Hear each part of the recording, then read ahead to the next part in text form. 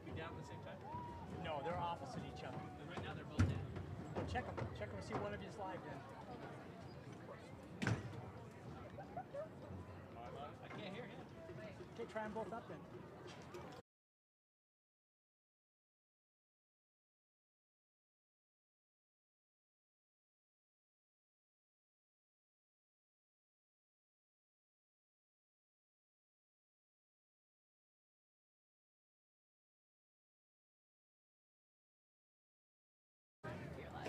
Welcome to Roadrunner Stadium, where the Holbrook Roadrunners are preparing to take on the Page Sand Devils. Coming off a huge win last week on the Battle of I-40 as they traveled last week to Winslow, Arizona, and took down, first time in 22 years, took down the Winslow Bulldogs to bring their record to 2-0. But tonight they come home to face a mean Page Sand Devil team who is also 2-0 coming in tonight and is promising to be a worthwhile foe. And Holbrook's in one of those, you got to be careful coming off of a big win like that to be able to keep your energy up. And what do they call that game afterwards? It could be a trap game coming after a big win like that.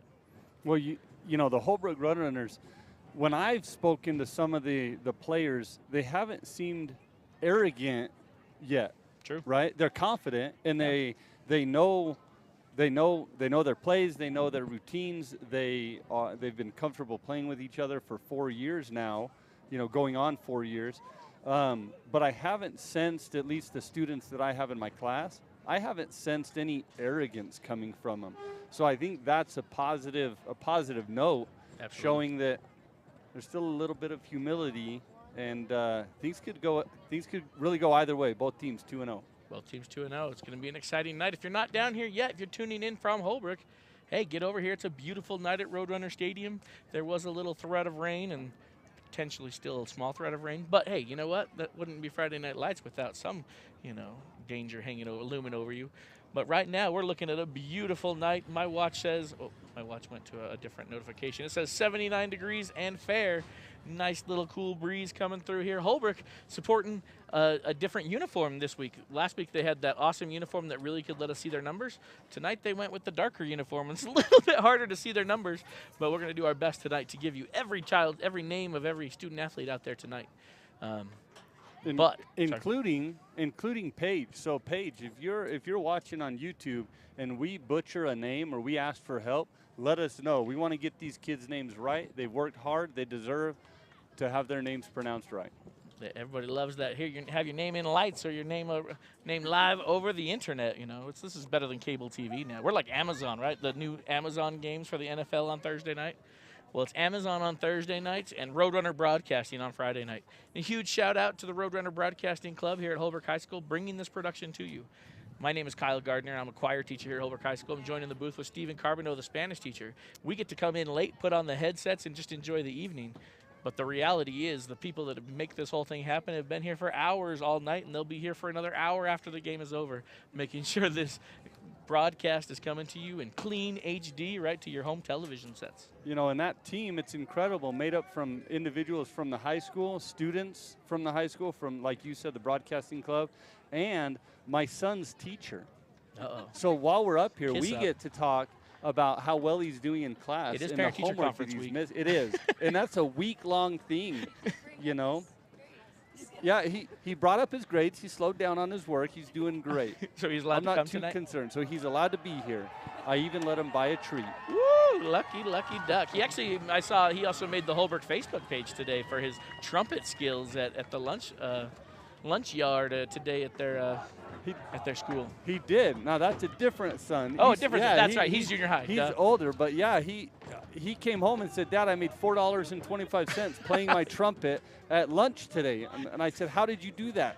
He played his trumpet. Somebody else danced. The girls were holding up some kind of a sign. Didn't see what it said. And kids at the school gave him a few bucks. Gotta love that entrepreneurism. He's buying his own treats tonight. Yeah, you're not buying his tonight. All right, here we go. Coming out of the huddle at midfield, looks like Holbrook is going to kick off to start the game. They're going to be kicking off from left to right as we get this game started.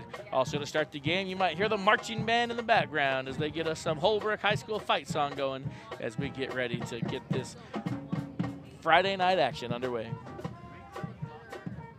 Starting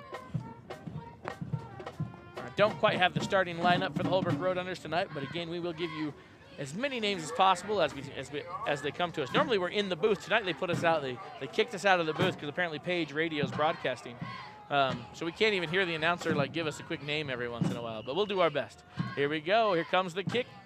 This game is underway. It's going to be dropped down about the 10-yard line, going to be scooped up by Page. Got some room to run on the far side of the field before he's brought down just shy of, I believe, the 30-yard line, where the Page Sand Devils will start their opening drive, 1st and 10.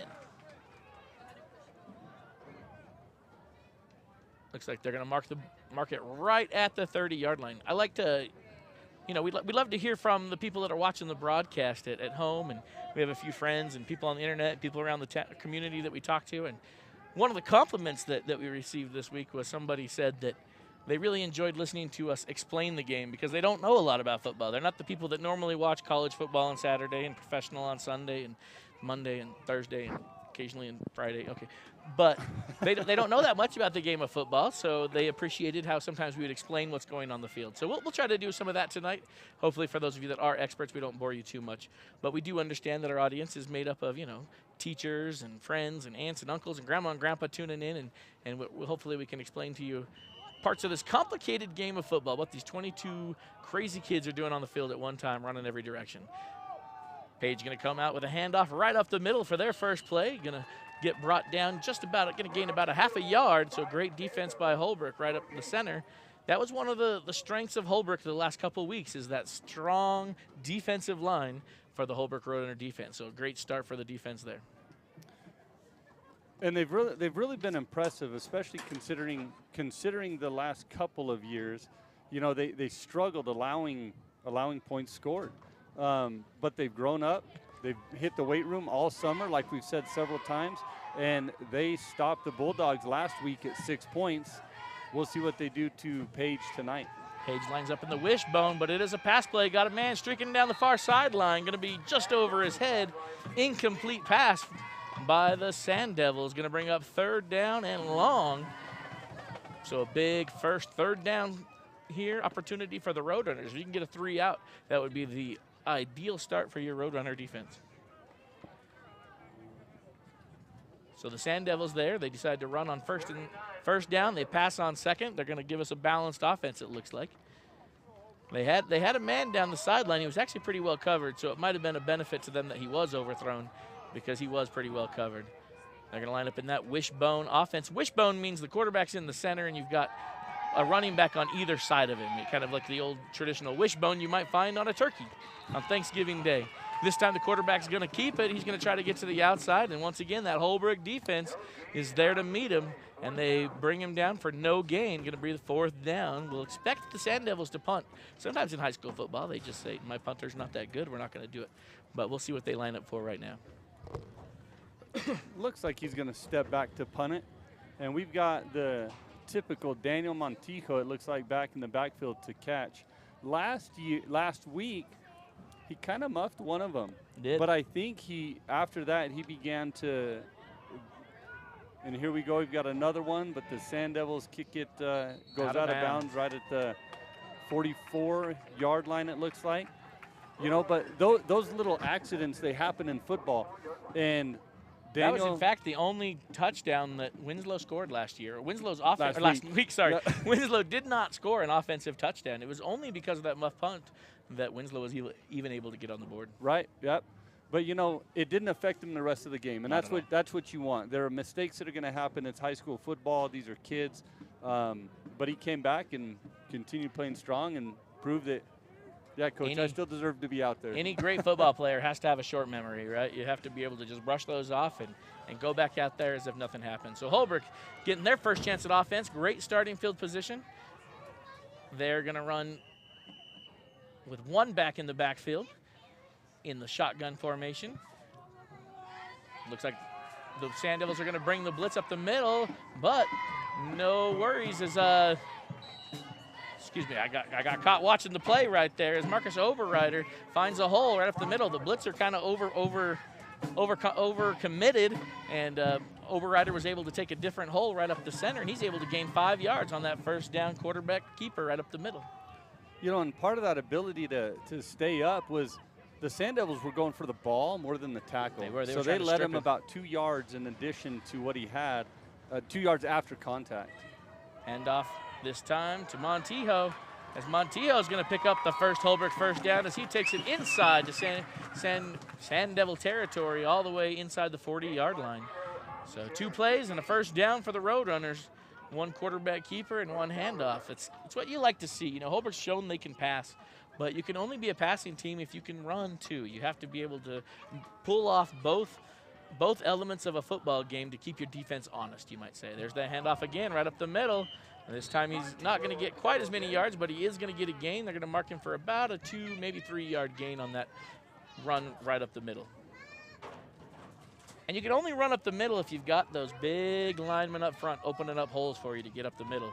So Holbrook, a lot of times we have these players playing both ways. So when you have a great defensive line, chances are you got a pretty good offensive line too.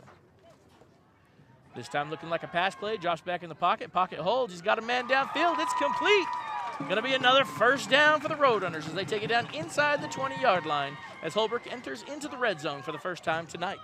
8:57 to go here in the first quarter. Holbrook already in striking distance. You know, once again, I want to give that kid a shout out, but I can't see the net number on the jersey. So it's true. It's 30-something, but I'm not quite sure. I'll be honest, on the broadcast, you probably have a better view of the numbers than we do. They got a great picture for you tonight, and you might have to let us know who some of these players are. Short run up the middle again for the Roadrunners. They went from that pass play back to that hard-nosed football. Let's just run it up the middle, and again, got 3 yards. Call it 2, maybe call it 3. Either way, it's a great first down run, keeping your defense honest. The Sand Devils got a defender standing on the goal line, but defender number 40, I believe that is, for the Sand Devils. Here we go. Let's get you a name for the Sand Devils. Number 40 is he's able to get into the backfield and bring him down for a loss. Warren Wall. Warren Wall, running back sophomore, 5'9", 195 pounds. He looked like he was a stout young man, able to drop the Roadrunners back behind the original line of scrimmage. Going to be looking at a 3rd and 11. Handoff again, didn't allow the Roadrunners to shy away from that. You know, you're in 4-down territory here. Holbrook hasn't shown a field goal kicker all year, so we're not expecting any kind of a field goal in this situation. So it doesn't hurt to run that play, try to gain maybe half of that back. And now you're looking at a 4th and 7 rather than that 4th and 11. Not a bad idea to run that on. You know, sometimes you're like, oh, what's 3rd and 11? In the pros, they probably not going to hand off up the middle. But in the pros, they're kicking a field goal right now. And in high school, it's 4-down territory. And here they go. They line up in that 4th down position, looking to pass. He's looking downfield, kept his eyes downfield, had a man in the flat, but dropped it just short. But hey, let's give props right there to Oberreiter. You know, there was a time where he would have quickly just put that ball in and tried to run upfield and try to make everything happen with his feet. And he had the opportunity to run, but he kept his eyes downfield, kept his eyes looking for an open man, and he found the man. He just couldn't quite deliver there on the run. But great, you know, athleticism there and maturity, I should say, from Marcus Oberreiter, senior quarterback for the Roadrunners. And, you know, these are just the first couple of drives of the game, and so they've still got to get used. Once again, the excitement's out there, 2-0, 2-0. I'm a little bit nervous. Once they get some big moves, some big plays, the nerves are going to dwindle, so they'll be just fine, I think.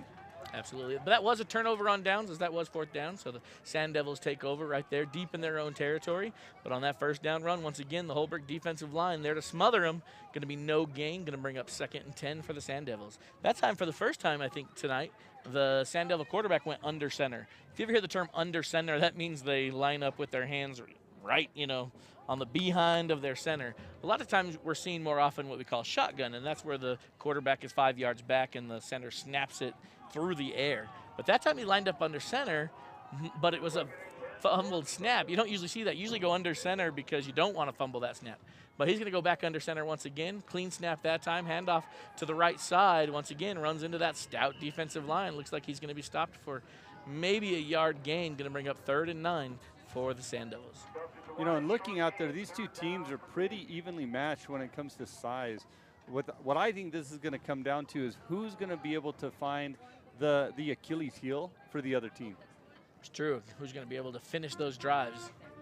So, and Holbrook so far, they've made a couple of attempts at some passes. They've run the ball. the Sand Devils have stuck to the ground for the most part, minus They that one tried one pass play, and it wasn't. It wasn't a well, I don't know, it wasn't that it wasn't well executed, but it really didn't have a chance from the outset. You know, the man was covered, it was an overthrow. It really wasn't something for Holbrook to worry about yet. This time they are looking like they're lining up a pass. 3 wide receivers, 2 to the far side, 1 to the near side. Got those 2 men to block for him. He's looking deep, he's gonna tuck it, and he finds a man and drops it right at the first down line.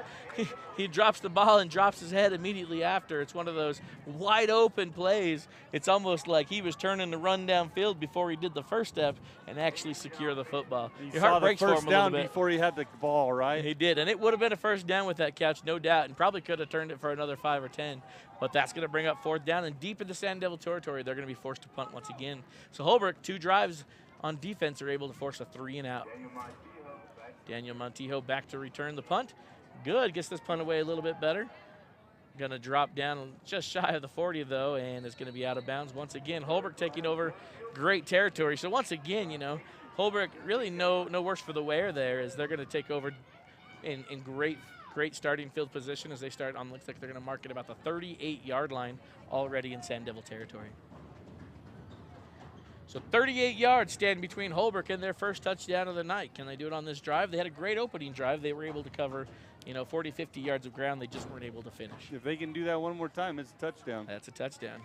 That's what they got to focus on. Like you've been mentioning a lot of times, you know, 3 yards every play. If you're going 4 downs, 3 yards every play, and you're going to be great. You'll win every game.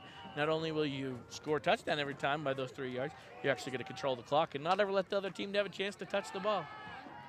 This time the pocket does collapse a little bit. Overrider's going to have to sneak out. He's got a lot of room to run, showing those wheels, and makes a man miss. Makes another man miss with the speed. Overrider covers all 38 yards in one play with his feet. Takes it in for the Roadrunner touchdown as they go up 6-0 with 5:14 to go here in the first quarter. Marcus Overrider's an impressive football player. He really is. I mean, those wheels that he's got on him and his ability to see that open field, have 4 of him on your team and yeah, absolutely. State championship. We're gonna miss him next year. He is a senior. He's been working on that for 4 years now, developing those skills. One of the things I absolutely loved about that play was how he used the change of speed. He didn't just go full speed the whole time. He used that change of speed to keep the defense on their toes. This time he's going to do a little wide receiver screen as he passes it here to the far side. There is a flag on the play. He's going to be tackled short, but there is a flag here in the backfield. It's going to be a holding on Holbrook. I imagine the Sand Devils will probably decline as he wasn't able to get in. You don't want to give the other team another shot at it as they were already able to keep him out of the end zone. That's a great play design there. I love that wide receiver screen. Basically what you're doing on that wide receiver screen is you've got, you put out 2 to 3 wide receivers on that far side of the field, and you have one that's what they call off the line. He's 2 or 3 yards back. All the quarterback does is immediately turn and just drill the ball over to that wide receiver who's 2 or 3 yards back. Well, now it's just him versus 3 other guys. Instead of going against the whole 11 on that wide side of the field, there's only 3. He must have got in because Holbrook has got another shot at it. Got a man in the back corner of the end zone and just overthrows him by an inch. Not a mile that time, but it will fall incomplete. So the reason he was able to do that is because he must have gotten the touchdown. Yeah. So they call it back. They give him one more. They call it back. They call the foul. The hold. The hold. Bring him back, and then they get to try again. That's right. So Holbrook, but it's a lot harder. You're 10 yards back. So what's a 3-yard try turns into a 13-yard try. But you know what? He was pretty close to completing those. That's a beautiful pass from Overrider there. And hey, that game experience is going to come in handy to get that practice game throw in there. So Holbrook still leading 6-0 as they're unable to connect on the 2-point conversion. So Holbrook once again will be kicking once again from left to right. Holbrook started the game off kicking right here in the same spot, heading the same direction. But Holbrook able to hold the Sand Devils twice, and Holbrook able to convert on their second possession. And the band plays the fight song, rip-roaring through the crowd. Nothing like the Friday night football. We got our first comment of the game on YouTube. Can you see who it's from? Toby. Mr. Toby. Toby is a student at Holbrook High School. He loves Snickers. Did you know that? I did not know that. Snickers. Snickers. He also loves basketball, and he loves knocking down three-pointers in basketball games. That's right. Decent return there for the Sand Devils as he's able to squeeze to the far side of the field as before he gets pushed out of bounds. Going to be just shy of the 30-yard line. Oh, they're going to mark him back. It looks like the 28-yard line. So Sand Devils will start. Once again, looking at a pretty long field.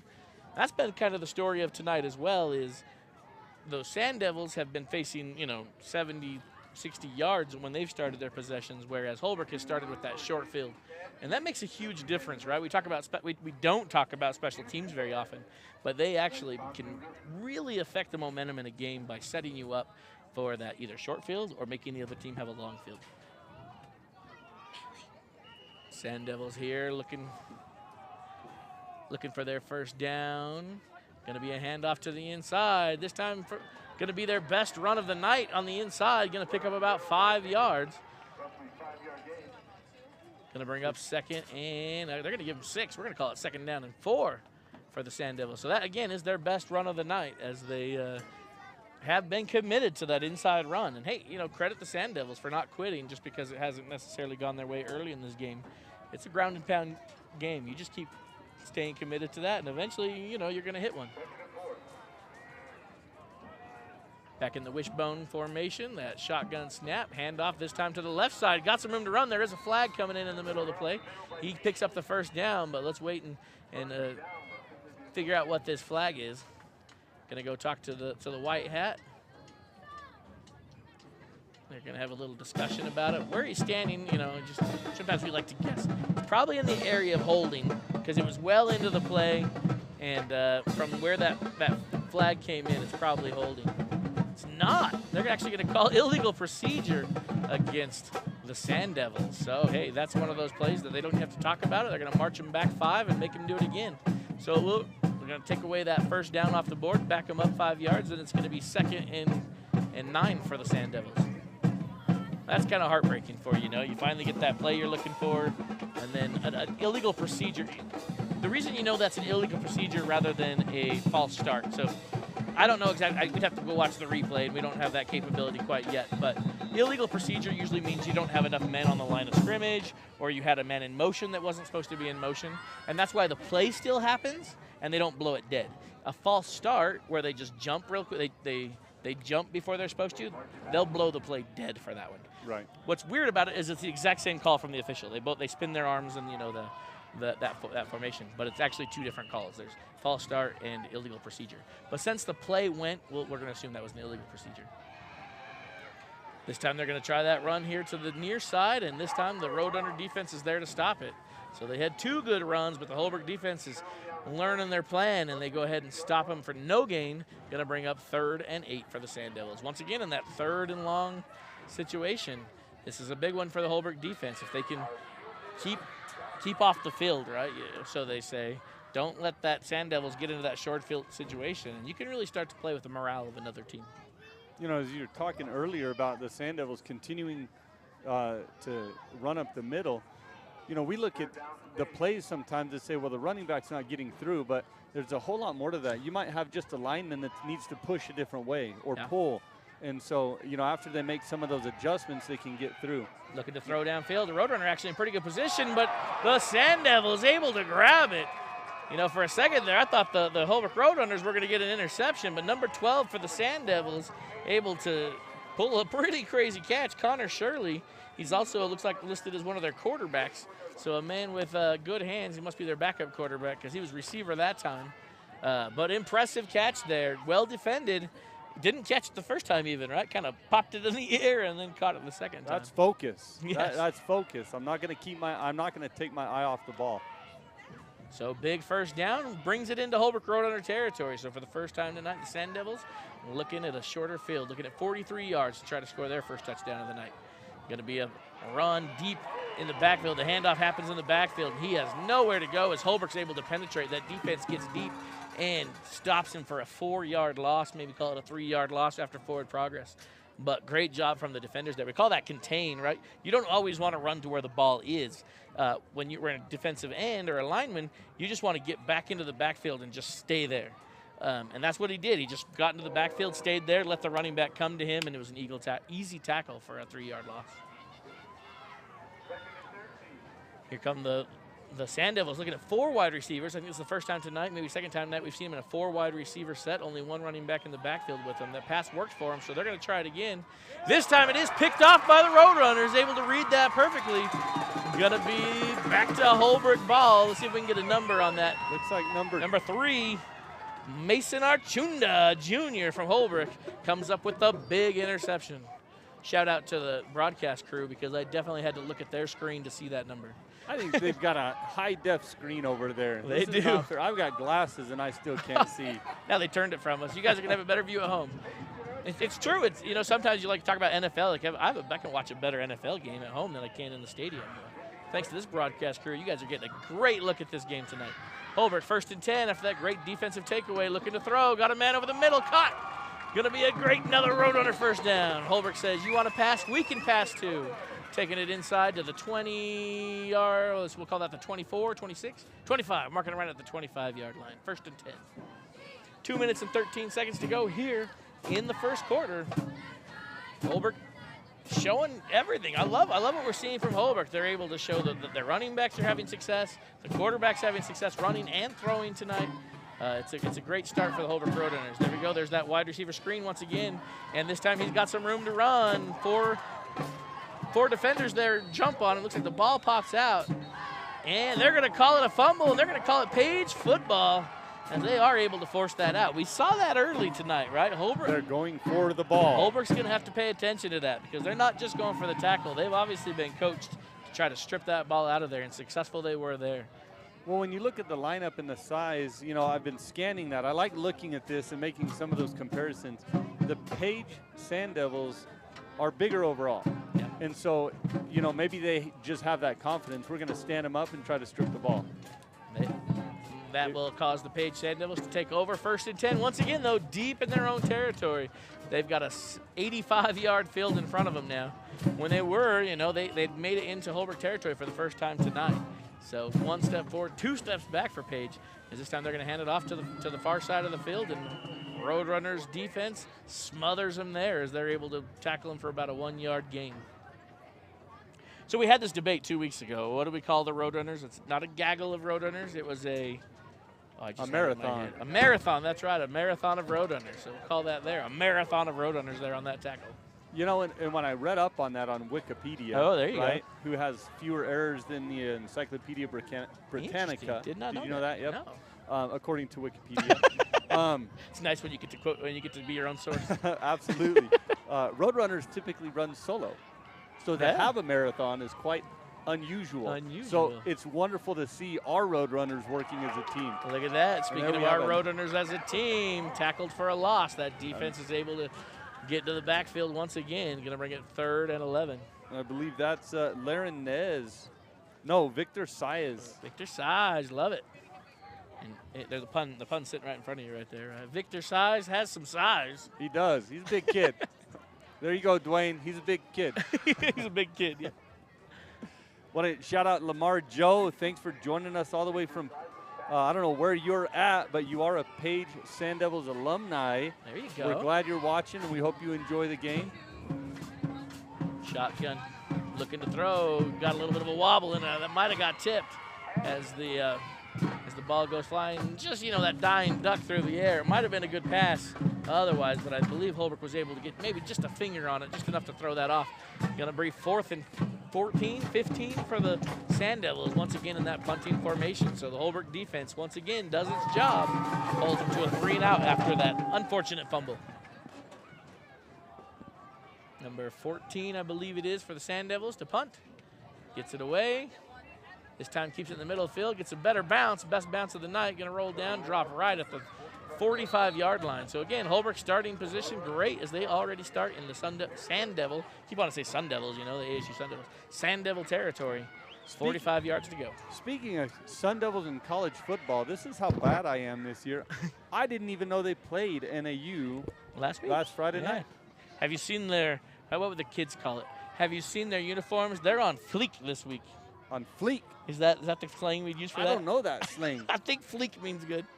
We love to use slang inappropriately in front of our high school kids. What I know is that you can't say their uniforms are bussin'. They're not bussin', yeah. No, that's food. Here we go, Roadrunners handoff to the inside. Number 40 for the Sand Devils. We've called his name a couple times. He's able to get there and bring down Montijo for a 1-yard loss. Number 40, Warren Wall, 5'9", 195. Big kid, Dwayne, big kid. It looks like Holbrook's going to go ahead and let this one run into the quarter with only 5 seconds left. Oh, he's going to quickly try to get to the line. He's going to try to get one more off. 2 seconds, is able to get it off. We're going to hear the buzzer go. There's the buzzer, and he's going to be sacked in the backfield. 3 Sand Devils there to bring him down. Number 1, number 30. I missed the other one. So Kyan Tate. And number 30, Tyree Stingley there for the sack. Going to take us into the quarter, giving the Roadrunners a long 3rd and 19 to come back and start quarter 2. That actually takes the Roadrunners back across the 50-yard line, so out of Sand Devil territory, tough place to be. But that's all right. The Roadrunner Marching Band is proud to support their Roadrunners anyway as we get the fight song going again as we end the quarter leading 6-0. Well, we're in this break. We're going to take a look at the schedule real quick. So, again, we started off the year with a big win over Ganado, 46-0. Last week, traveled down to Winslow for a big win. First win in 22 years at Winslow, 32-6. And this week, we face the Page Sand Devils right here at home. Next week, 9-16, right here at home again, once again, as we take on Red Mesa. Before the next 2 games against Chinle and Pinon, we'll be on the road, and we won't be back home until October 7th, where we host the Alchese. What's Alchese? Alchese Bears? No. Somebody knows. You can comment. I know it's blue on Facebook. Yeah, they have that blue. The it's blue like and that yellow. Union, the Bruins colors almost. But next week's going to be your last chance to see the Roadrunners at home until the month of October. So if you're not here tonight, make sure you try to get down here next week. Here we go. Start of the 3rd quarter. And the Sand Devils come way across the line of scrimmage. I didn't see a Roadrunner jump, so let's see if they call it. There it is, offsides on the defense. So that's great news for the Roadrunners. The Roadrunners are facing a 3rd and 19. They're going to get 5 of that back and have to only face a 3rd and 14 now. So it's still a big deal. But again, we're high school football. This area of the field, your defense has been strong. You call this 4-down territory? Or do you punt if you don't get it here? Yeah, they're strong with their defense. I would say keep going.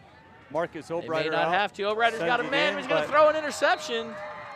Aiden Nix reads the quarterback and takes the ball back. That's one of those dangerous throws. That's kind of an over. The Falcons. I'll just say I'd say Falcons. All right. Somebody on YouTube give us that information. Yes, thank you. You guys are better than Cruz Wikipedia. And Toby. Hey, Toby, they all knew. 3 people correct us. And help us, not correct us. That's right. We appreciate that help.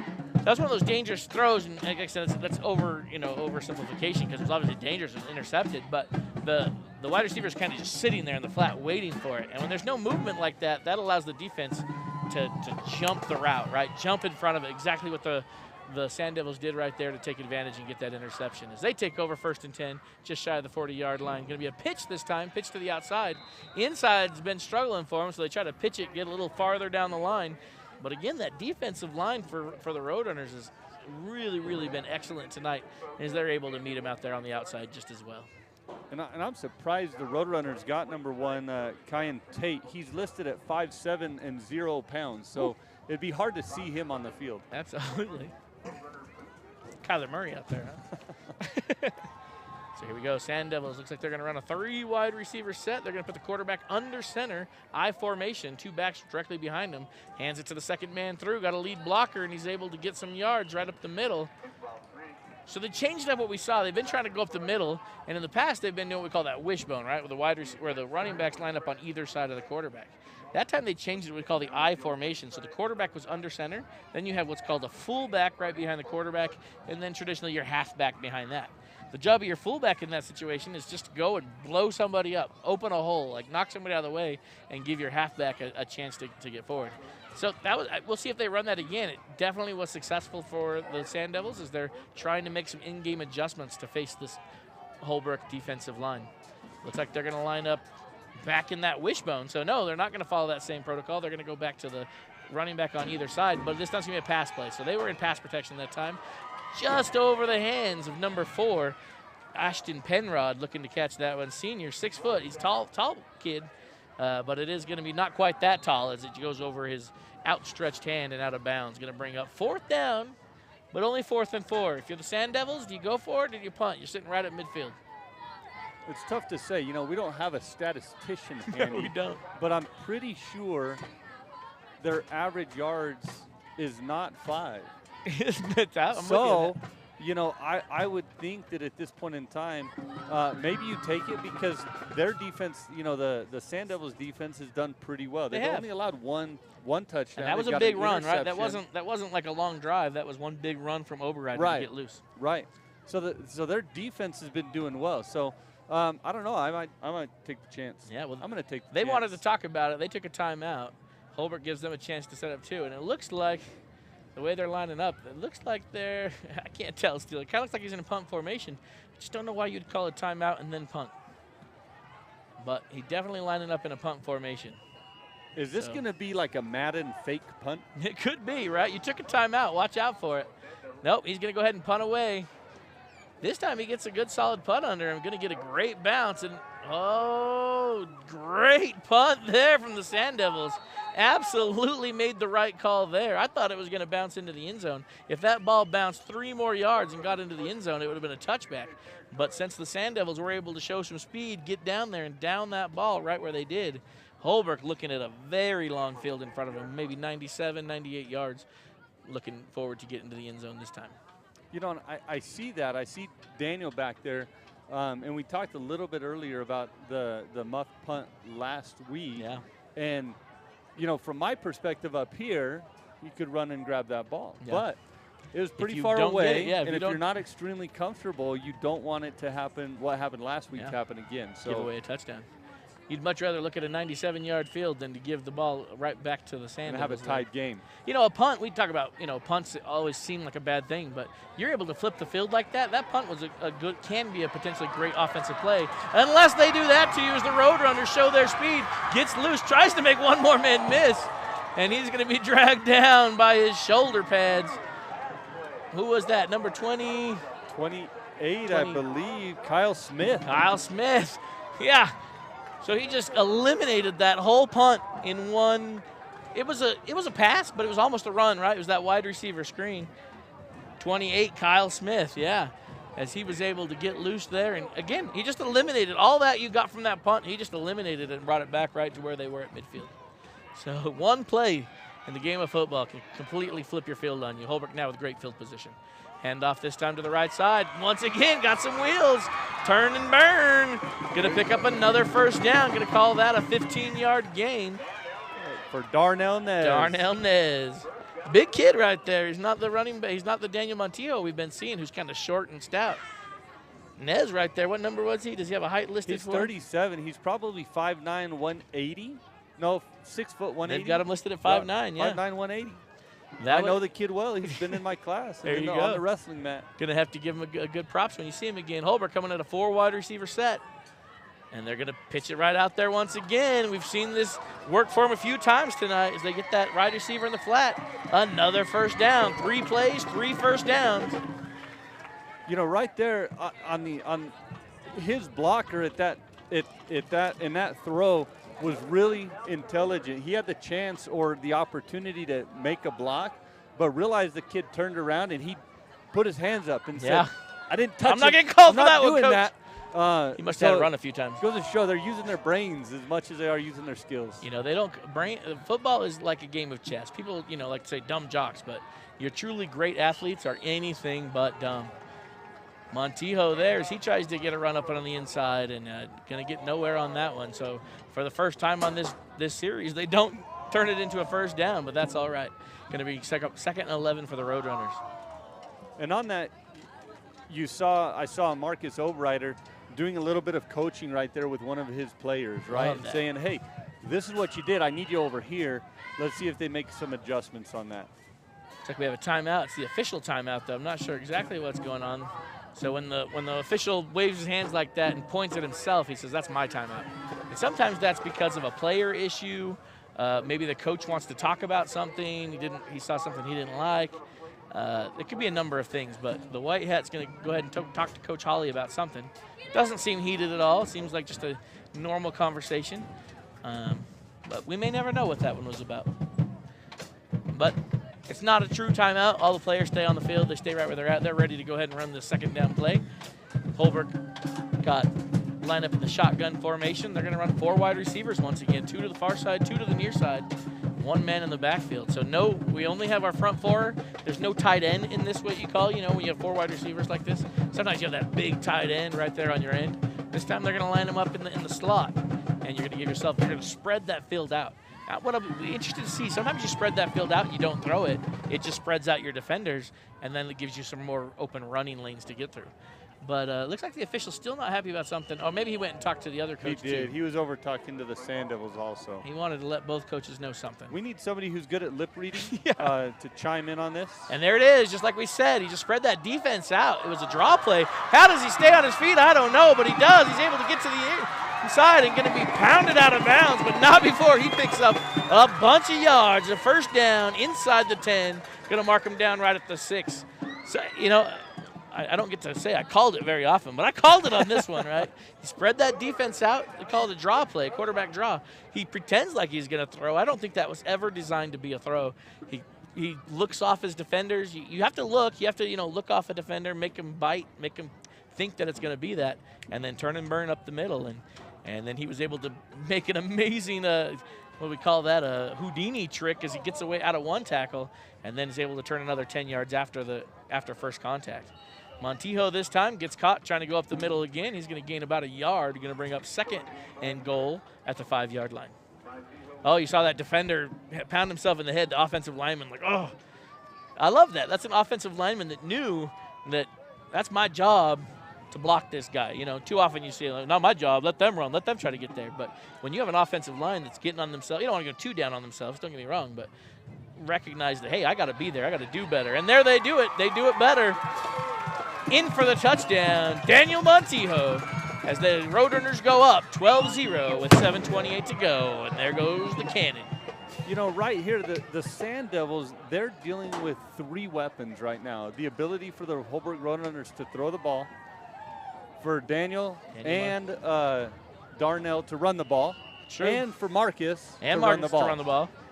And then you got your speedsters on the outside. Kyle Smith showing some wheels tonight. But here we go, the Roadrunners, they're going to line up in that exact same formation. Now I'm going to change it. They showed run last time. They're going to pass this time. He's going to look, and he's got a man in the flat. Got him. 2-point conversion is good. Again, that's one of those just great thing a coach is going to do, right? You set up that play the time before. And the only reason I said they were going to run last time is because they were looking at that 3rd and long, right? Everybody thinks you're going to pass, so do what they don't expect and run. That's what he did. This time, everybody just saw you line up in that formation. They just saw your quarterback run. Now all your defense is like, nuh-uh, he's not going to do that to me again. They're going to overcommit trying to get to the quarterback because they think he's running, and all of a sudden he passes it over your head to a wide-open receiver in the flat. 2-point conversion is good. Holbrook leads 14-0. We're just causing confusion with the Page Sand Devils defense. And that's what we call chess. They can't leave their post. Yeah, that's why you call it chess, though, right? It's not just about this play. It's allowing this play to set up your next 2 or 3 plays. Right. Yep. Just like in chess, you got to look down the chessboard, you know, 2 or 3 moves, not just the play you're on. That's why I can always beat my kids in chess. You know, he can't see past the move that's in front of him. I can't really either. You're great. I don't think I've ever played my children in chess, but they'd probably beat me. They're not very good. They overcommit. You can beat them. And the fight song rolls again. This time, Holbrook will kick off for the 3rd time tonight, but they're kicking the other direction as we're into a new quarter. And once again, we try to educate maybe those that don't know football quite as well. Every quarter, they'll flip sides of the field. So the first quarter, Holbrook was going on your screen, left to right. Now they're going right to left. There's the kick. It's going to be a little squib this time. Going to be dropped in at the 25-yard line. Caught by the Sand Devils. Lowers his head. Bounces off 2 tacklers, but great job for the Roadrunners hanging onto the shoestrings. And he's going to return at about 10 yards. Going to start this drive. 1st and 10 from the Sand Devil 35-yard line. That was number 3, Jimmy Alvarez. You know, if I was Jimmy Alvarez at 5'11", 200 pounds, I would have tried to run him over too. He had no fear. No, absolutely not. He said, I'm a brick wall, and I'm running over you. Yeah. How often do you see high schoolers like, I'm going to try to did it. dance around you? He wasn't dancing around nobody. Maybe he just doesn't dance. Maybe he doesn't. I don't dance. I don't dance.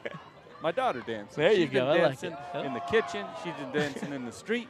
She's been dancing in the driveway. Sounds like a song. She's 4. It's adorable. I love it. There we go. There's that I formation, second man through. Again, that's been working for the Sand Devils better than some of the other runs I've seen. I'm not sure why they don't lean on it a little bit more. That was that I formation once again. Handoff to the second back, what we'll call our halfback. And he got through for 5 yards. Get that lead blocker out in front of you. Again, that Holbrook defensive line has proved they're stout.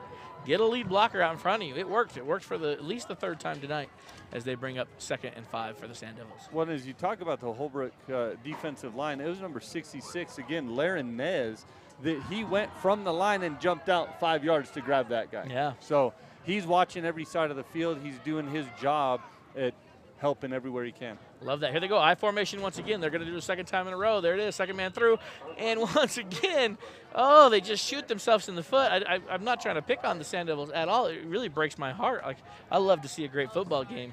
Obviously, I'm a Roadrunner fan, but I'm also a bigger fan of just football in general. And when you had that great play, you're starting to find something that works for you, and then you jump off sides and shoot yourself in the foot like that, and you just lost all 5 yards you just gained for yourself back 2nd and 10.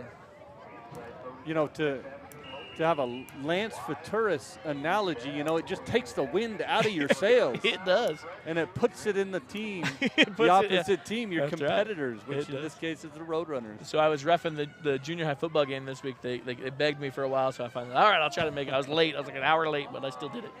Poor Holbrook kid got the wind knocked out of him, right? That wind at his sails. You think you're going to die. You literally Yes. think you're a dead man when that wind gets knocked out of you, right? Here we go. They're going to come back in that same I formation, so they're going to run the same play probably. Once again to that. Oh, they're going to fake it to the second man back. Same thing. There's some chest moves. Going to connect this time with their wide receiver, number 4. He's going to get forward. He's going to be close to a first down. They're going to mark him about a yard short. There is a flag on the play on the opposite end, opposite side of the field. Far side of the field. They're looking.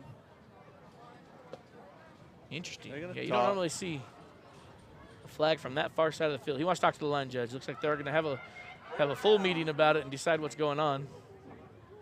Yeah, they step away from they don't want the Page Sand Devils to hear it, so they step away. They're going to talk about it.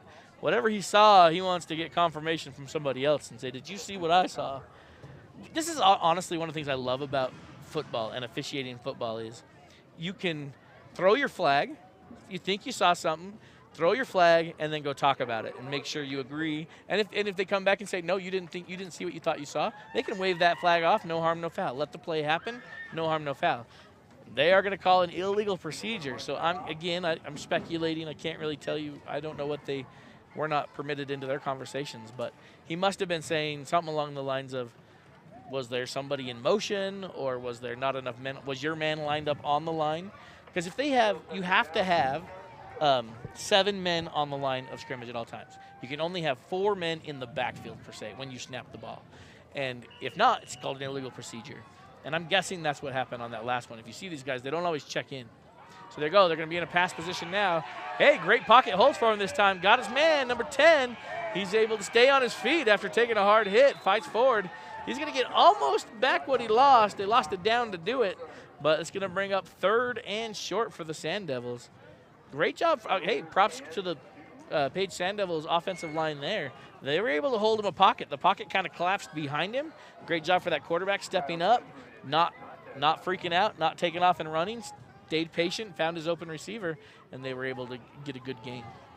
And at this point in time, the Roadrunners don't seem to have to worry about a quarterback sneak. They don't have to worry about the quarterback holding on to that He's ball not and running taking off. because he hasn't done it a single time. Yeah. Now, he could surprise us, though, and that's when a big play could happen. That's what they'll do. Oh, there's another timeout. That's a timeout where he wants to talk about it. Oh, it looks like there's a player that just got to fix his uniform. But, Page did exactly what I said Holbrook did, that other play. Did you notice they ran that I formation? And then the second time they faked it to the second man through and completed that pass. So I love this game of chess that we're seeing played by both coaches, a couple smart coaches. This time he's got his man right at the first down marker. I bet you they're going to give it to him. Right where they marked it, it looks like a first down to me. We'll wait for the call. The umpire has to come and look. They have to set the ball down. They'll look down the line, say first down. There we go. The ref calls it first down for the Sand Devils. So, hey, that was a great series right there for the Sand Devils. Like I said, I'm a big fan of football. They kind of had some great progress, had it taken away due to penalties and mistakes, but were able to fight back and get a first down. That's a small victory that it's not points on the board yet, but it's a progress in the right direction if you're a Page Sand Devil. Well, and it also shows that the Sand Devils don't feel like they've lost. No. Some teams might get down 14, and hopefully not very many teams, but and feel like we've lost. Yeah, we're beat. Right, but it's not over. Yeah, they even got down to a 3rd and long situation and didn't give up. There you go. He on your cue. Quarterback draw. He hadn't gone all night, and right on Steven's cue. Careful, he might just do it, and he does it.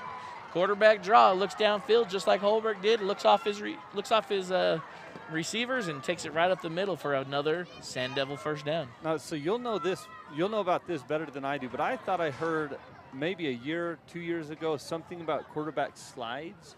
That's and at the being professional illegal, level. So they're not illegal. What they're trying to do is they're trying to protect the quarterback, and I don't believe it's a high school rule yet. Oh, you can't fake the slide. You can't. Well, you actually can still up until last year, and then what they had is a quarterback fake slid so nobody will hit him, and then he turned and ran again. Right. And so this year they finally changed that rule. But what happens? The rule now is wherever you start to slide, that's where you're down. So not where, like, if you start to slide and you slide 3 or 4 yards, doesn't matter. Wherever you started to slide, that's where you're down at. So you have to make sure you're past the first down marker before you even start to slide if you're a quarterback. And it's fair. And part of that also, right, is in high school football, once he slides down, you're down. Yeah, you can't touch him. In college football. Same thing. For a quarterback, once they slide, you can't touch them. Only for the quarterback, though. Well, but he can't get back up and run. Other players can. Yeah, so if like a running back touched, could if they're not touched. But not a quarterback, yeah. Because it's called giving themselves up. So by them sliding like that, they gave themselves up. So they took a knee, essentially, just did it on their butt. In a really cool way. In a really fun way, yeah. Safe at home base, looking to throw. He's got a man in the middle of the field, able to connect, but it's going to be dropped. It looks like it was just a little too low, couldn't quite get his hands underneath it. So, but a promising play there for the Sand Devils. Had that man open right in the middle of the field. Going to bring up 2nd and 10. Number 22, Isaiah Aguila Curley. Cool name. I like it. I wonder if he flies. Let's see him play on Sundays now. That's soon, right? That's right. So here we go. 2nd and 10 does stop the clock. An incomplete pass does stop the clock because the Sand Devils are kind of going to be fighting the clock here with only 4 minutes to go here in the second quarter as well. Looking to throw once again. This time he's going to pull the ball.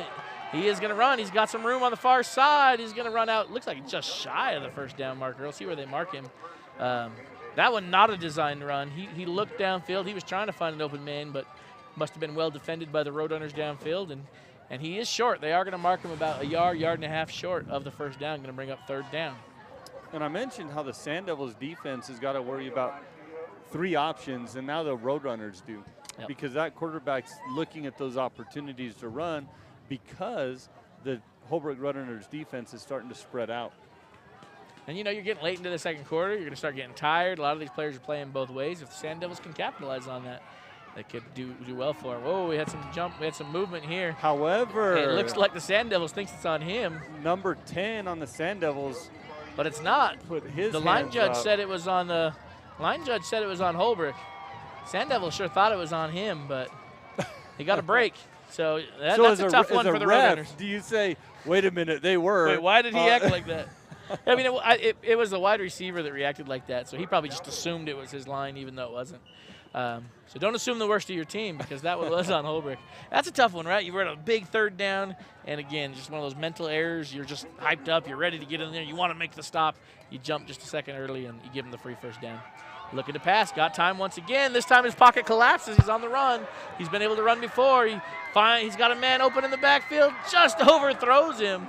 He was open for a few seconds, but that's a hard play to make, to be honest, as he's rolling out to the far side, has to turn and throw across his body and hit another man on the run, and it's going to fall incomplete. We do have a Holbrook player down on the field, though, so we're going to pause while they get him some help. They're going to stop the clock with the incompletion either way.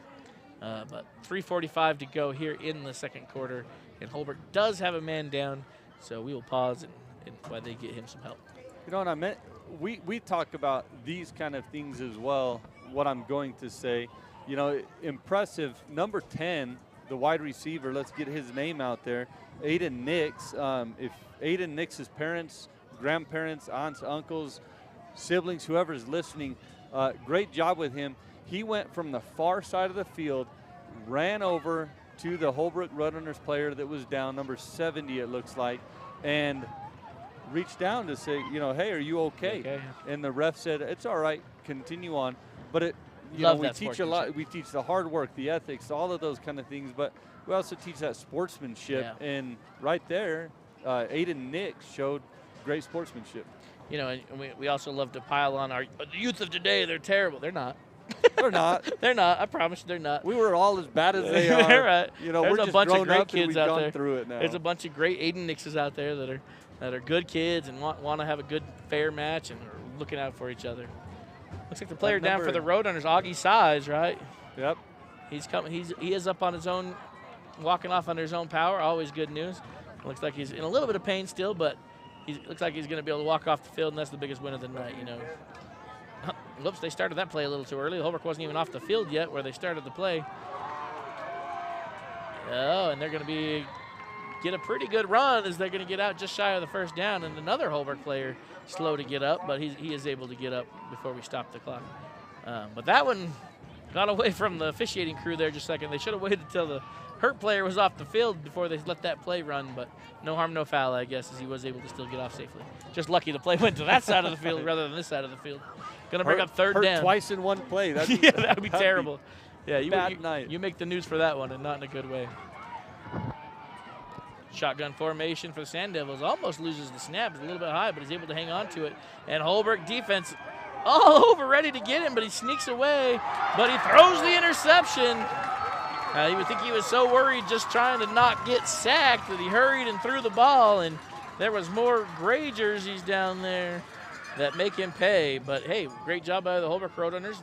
Sportsmanship there. They turn around and help that player up as well. Got to love to see that.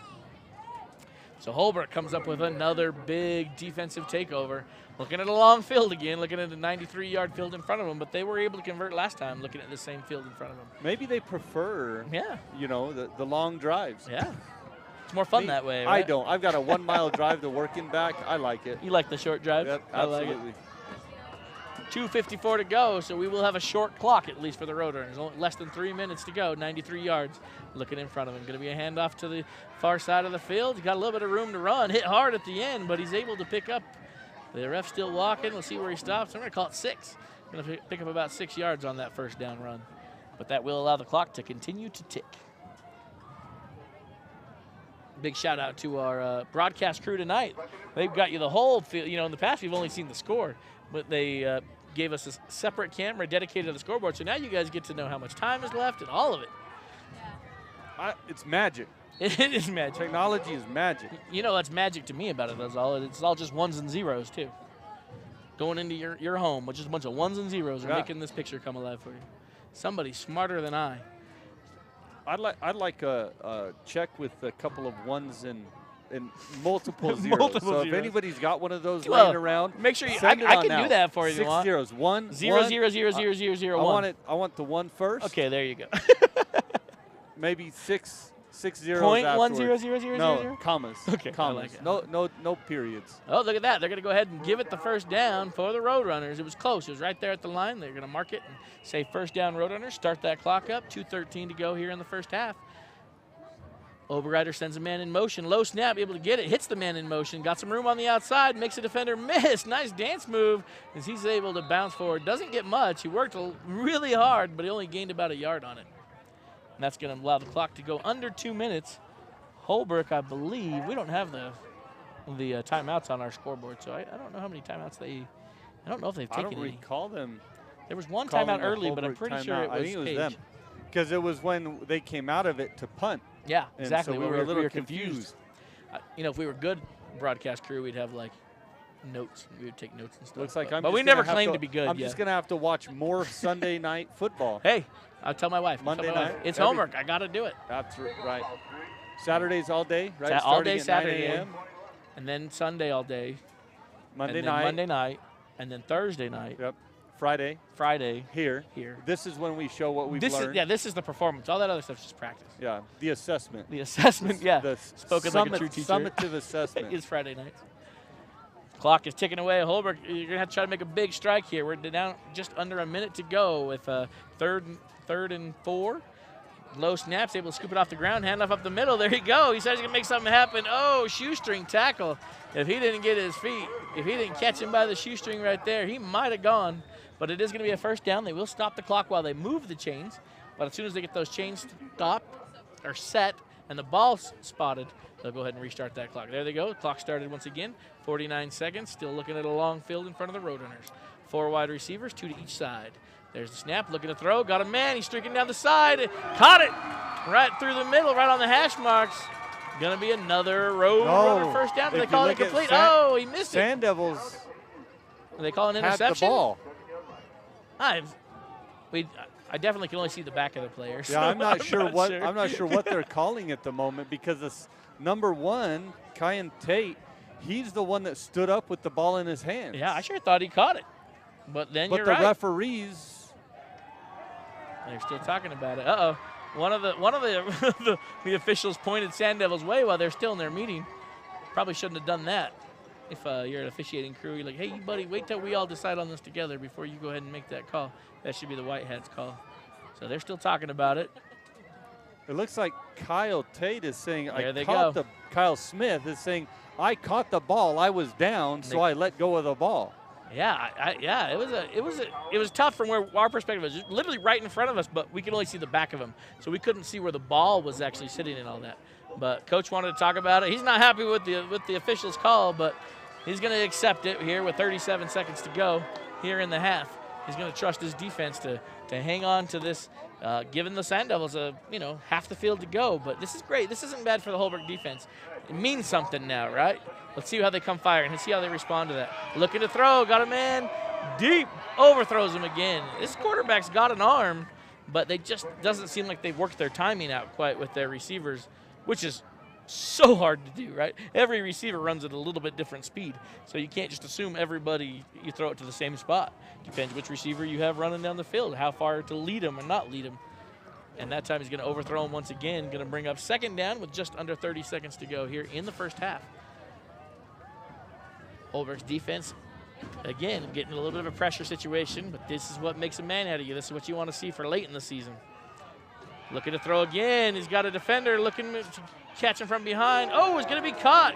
Had a man. Going to be caught just inside the 30, or you call it inside the 40-yard line. Going to stop the clock while they move the chains. 22 seconds to go. And a timeout called on the field by the Sand Devils. They want to talk about it. So here we go, getting interesting. Sand Devils looking to pass. They know if they run it, the clock's going to run. And they went, and because it wasn't out of bounds, it was caught and he was dropped inbounds. Still, the clock was going to run once the chains were set. So they go ahead and call a timeout. 22 seconds to go. You're looking at a short field. One of the best field positions yet for the Sand Devils tonight. Look at the ball sitting on the Holbrook Road on a 33-yard line. It'll be interesting to see what they call coming out of the timeout. See what formation they line up into. Holbrook looking to find a matching defense to go along with it. Number 14, Colin Joe, quarterback, going to come line up in the shotgun formation. Going to have one back standing just to the right of him, 3 wide receivers, 2 to the short side of the field, 1 to the wide side of the field. There's the snap, looking left. Oh, there's 2 wide receivers. There's one streaking across the middle. Got him coming across the middle, and he's going to be brought down immediately right inside the field of play. It will be a first down. That will stop the clock while they move the chains once again. But it was another first down.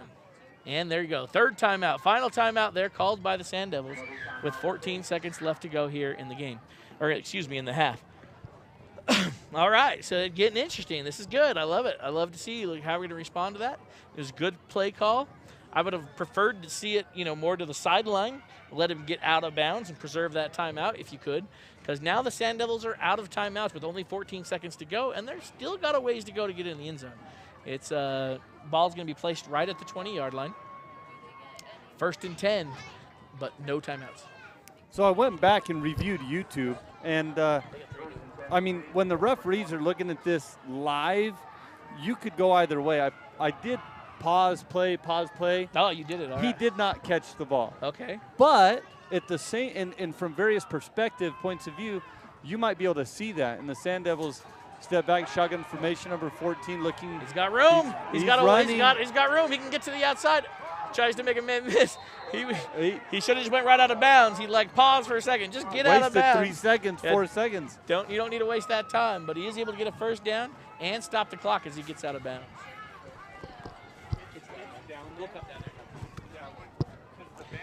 So coming up at halftime, we have a great performance coming up by our cheerleaders. I don't know if we can actually stream it, though, because of the music they play. Might give us a copyright strike. So you'll have to come live to see that. 4.8 seconds to go here. This could be the last play of the half. See if the Holbrook defense can stand or if the Page Sand Devils can strike. Got a man open in this corner. Caught for a Sand Devil touchdown. So the Sand Devils make them pay. Whether it was the right call on that interception or not, it's not important anymore because the Sand Devils march down the field and get their first touchdown with the time expired on the clock. That's stuff you go home and you remember for the rest of your life. Play right there. That is an exciting play. Looks like they're going to line up for a two-point conversion as well. Going to try to cut this lead. Right now it's 14-6, pending the two-point conversion. Looking left, got a man. Going to be caught, but they're going to call it good. Two-point conversion is good. So the Sand Devils get 8, cutting it to a one-score ball game, 14-8 as we enter halftime. What a crazy, wild finish to that first half. If you were thinking about leaving because this game was over, well, that just changed. Don't go anywhere. We got a 15-minute half. Come right back here, and we're going to bring you the second half of this exciting Friday night football action here live at Roadrunner Stadium. We're going to take a break. We're going to go help the cheerleaders on the field. The band's going to perform. The cheerleaders are going to perform. It's Friday Night Lights.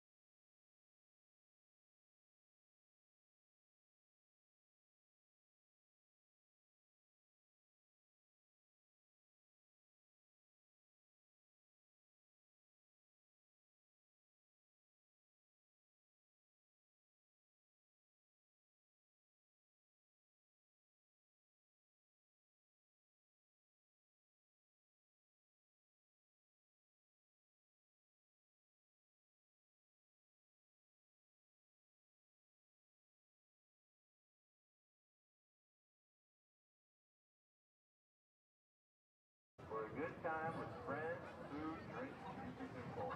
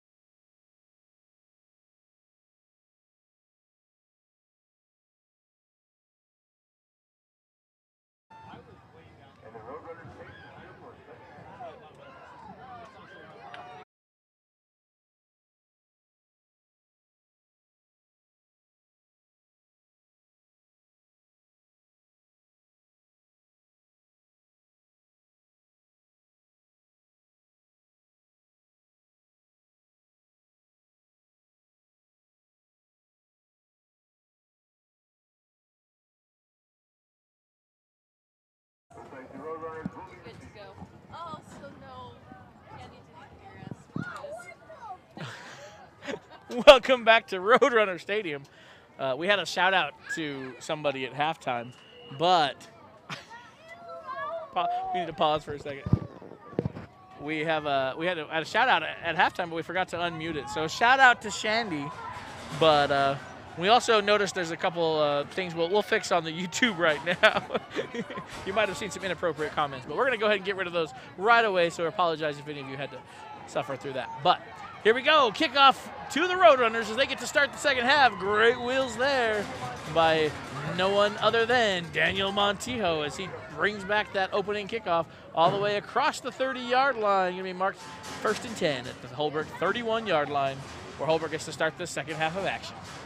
This is always fun. I love this. You know, Holbrook had such a great defensive stand. They scored 2 touchdowns. They held the Sand Devils off the scoreboard. And then just that last, minute and a half, the Sand Devils respond and are able to get on the board. Now how does Holbrook respond, right? It's going to be fun to see. Here we go. 1st and 10. They're going to start with a new set we haven't seen. 5 wide receivers, 3 to the wide side of the field, 2 to the near side of the field. And we're going to get this game, second half underway. Man in motion, going to bring him across the middle. Nice little dish patch there to the man coming across. But a great job by the Sand Devil defense getting that contain, as we talked about earlier. They just get that end into his way, and they're able to stop it. That's one of those Madden plays. They call that a jet sweep. So if you play Madden, you know that play right there. That wide receiver comes across, and it's actually called a pass. It's considered a pass because he's not handing it off. He's just kind of tossing it to the wide receiver as he comes across. So you can get a lot of pass yards for not having to pass it that far downfield. Here we go. Going to be in the shotgun formation once again. Going to be a handoff coming to the near side. Gets hit hard, but he is going to gain back the yards that were lost. Going to pick up about 3. They were looking at 2nd and 12. That's going to bring it to a 3rd and 9 for the Roadrunners. This time they're going to put 2 backs in the backfield. Looks like you can see all of the Roadrunners looking. They've all got this armband that's helping them to see what the call is coming in from the sideline. They don't necessarily have to huddle up. They can just call it in from the sideline. They all look down, probably have a number, and they'll look at that cheat sheet on their arm. And now there's the call. Going to be a fake handoff. Quarterback keeper, as he goes to the far side. And he's going to shoot forward. There is a flag on the play, again, coming from that lineman who likes to call illegal procedure. So we'll see. I'm not saying that's what it is, but he has called that from that spot a few times. The ball's going to be marked right at the 1st down line, so we're going to see what they call. Here comes the play call, illegal procedure. Oh, man, that guy, that head linesman, that's his favorite call tonight. So Holbrook getting the Sand Devil treatment here to start the second half. They had a great 3rd down play called, executed it to perfection. They got the 1st down, but due to an illegal procedure, what was once 3rd and 9 is going to turn into a long 3rd and 14. So are you seeing, Kyle, where the illegal procedure is taking place? I was mixed up talking about this YouTube thing. We're trying to get that squared away, everybody. We just got spammed squared on away, YouTube. so we apologize. But never had that happen before. I wish we had a replay that I could see real quick. Maybe we'll get the broadcasting crew on that. No, just kidding. They're doing a great job. I would love to go back and watch it because I honestly didn't see it. I wasn't looking for it. That's why you have so many. Nice pass over the middle. Got his man. 1st down. Had a long 3rd down, but went ahead and took care of it with a perfectly delivered pass. Great route there. We call that a post route. He goes out, cuts right into the middle, streaking right across the middle, hits him up high, where only his man is going to catch it. And what a great pass and catch there. So again, going back, there's five officials on the field. And the officials on the field aren't watching the football game, per se. They're watching their specific things that they're supposed to watch for. I'm guessing they didn't have enough men on the field based on the formations they were lining up with. Anytime you got like these 4 wide receiver sets and 5 wide receiver sets, it can get confusing of who's on the line and who's off the line. So based on what I'm seeing, I would assume that's what was the case, but I honestly don't know. We can go back and watch it afterwards. Maybe we'll go back and review the tape. So there we go. We do have another flag. This one coming from the backfield. It's going to be called holding on the offense. That's a 10-yard penalty. So what was 1st and 10, luckily we don't lose the down at least. It'll still remain 1st down, but it's going to be 1st and 20 after they mark off these 10 yards from the holding penalty against Holbrook. All right, we think we cleared the spam that was hit with us online. Thanks for being patient with us, and you got to watch out. You're on the internet. Just don't click. Nobody click, and we'll be all right. Yep. We did have a moderator, and she was clicking and clicking As and fast as reporting they and were putting reporting them and on. reporting, but there would be 4 or 5 or 6 that showed up at once. So finally, she was able to just get rid of those and then turn off the chat. So if those are still showing up, just click out of the YouTube feed and then back into it, and it'll reset and get rid of the chat function. So please do that. All right, Oberreiter looking for a man downfield. His pocket collapses, but nice spin move, stays on his feet. Found an open receiver. Got his man. Gonna dance forward. Makes a man miss. Finally brought down by number 5, but not before he gets a first down. You're looking at 20 yards to get a first down, and Holbrook showing they can strike big when necessary, and they connect there for a 25-yard gain and a first down. It's exciting to be able to show up for such a battle. It's 14-8. It's still just a 1-point ball game or a 1-touchdown ball game, but everybody's playing with everything they've got. Handoff coming to the near side. Got some room to run. Going to run into him right at the out of bounds. Another first down. So as we talked about starting the second half, we were going to say, how's Holbrook going to respond to how that end of the half happened? And so far, Holbrook has responded by saying, no problem. We're going to step up there. We're not worried about that 1-minute drive that the Sand Devils were able to put together. We're going to march this long way down the field, and we're going to knock on the door right now. Here it is, handoff once again. Got some room to the near side. Makes a man miss and going to get pushed out. Runs hard into a defender, but not before he'd already stepped out of bounds. They do have a Sand Devil player that got stepped on. He's going to get up, but so that hurts when you get stepped on with one of those cleats.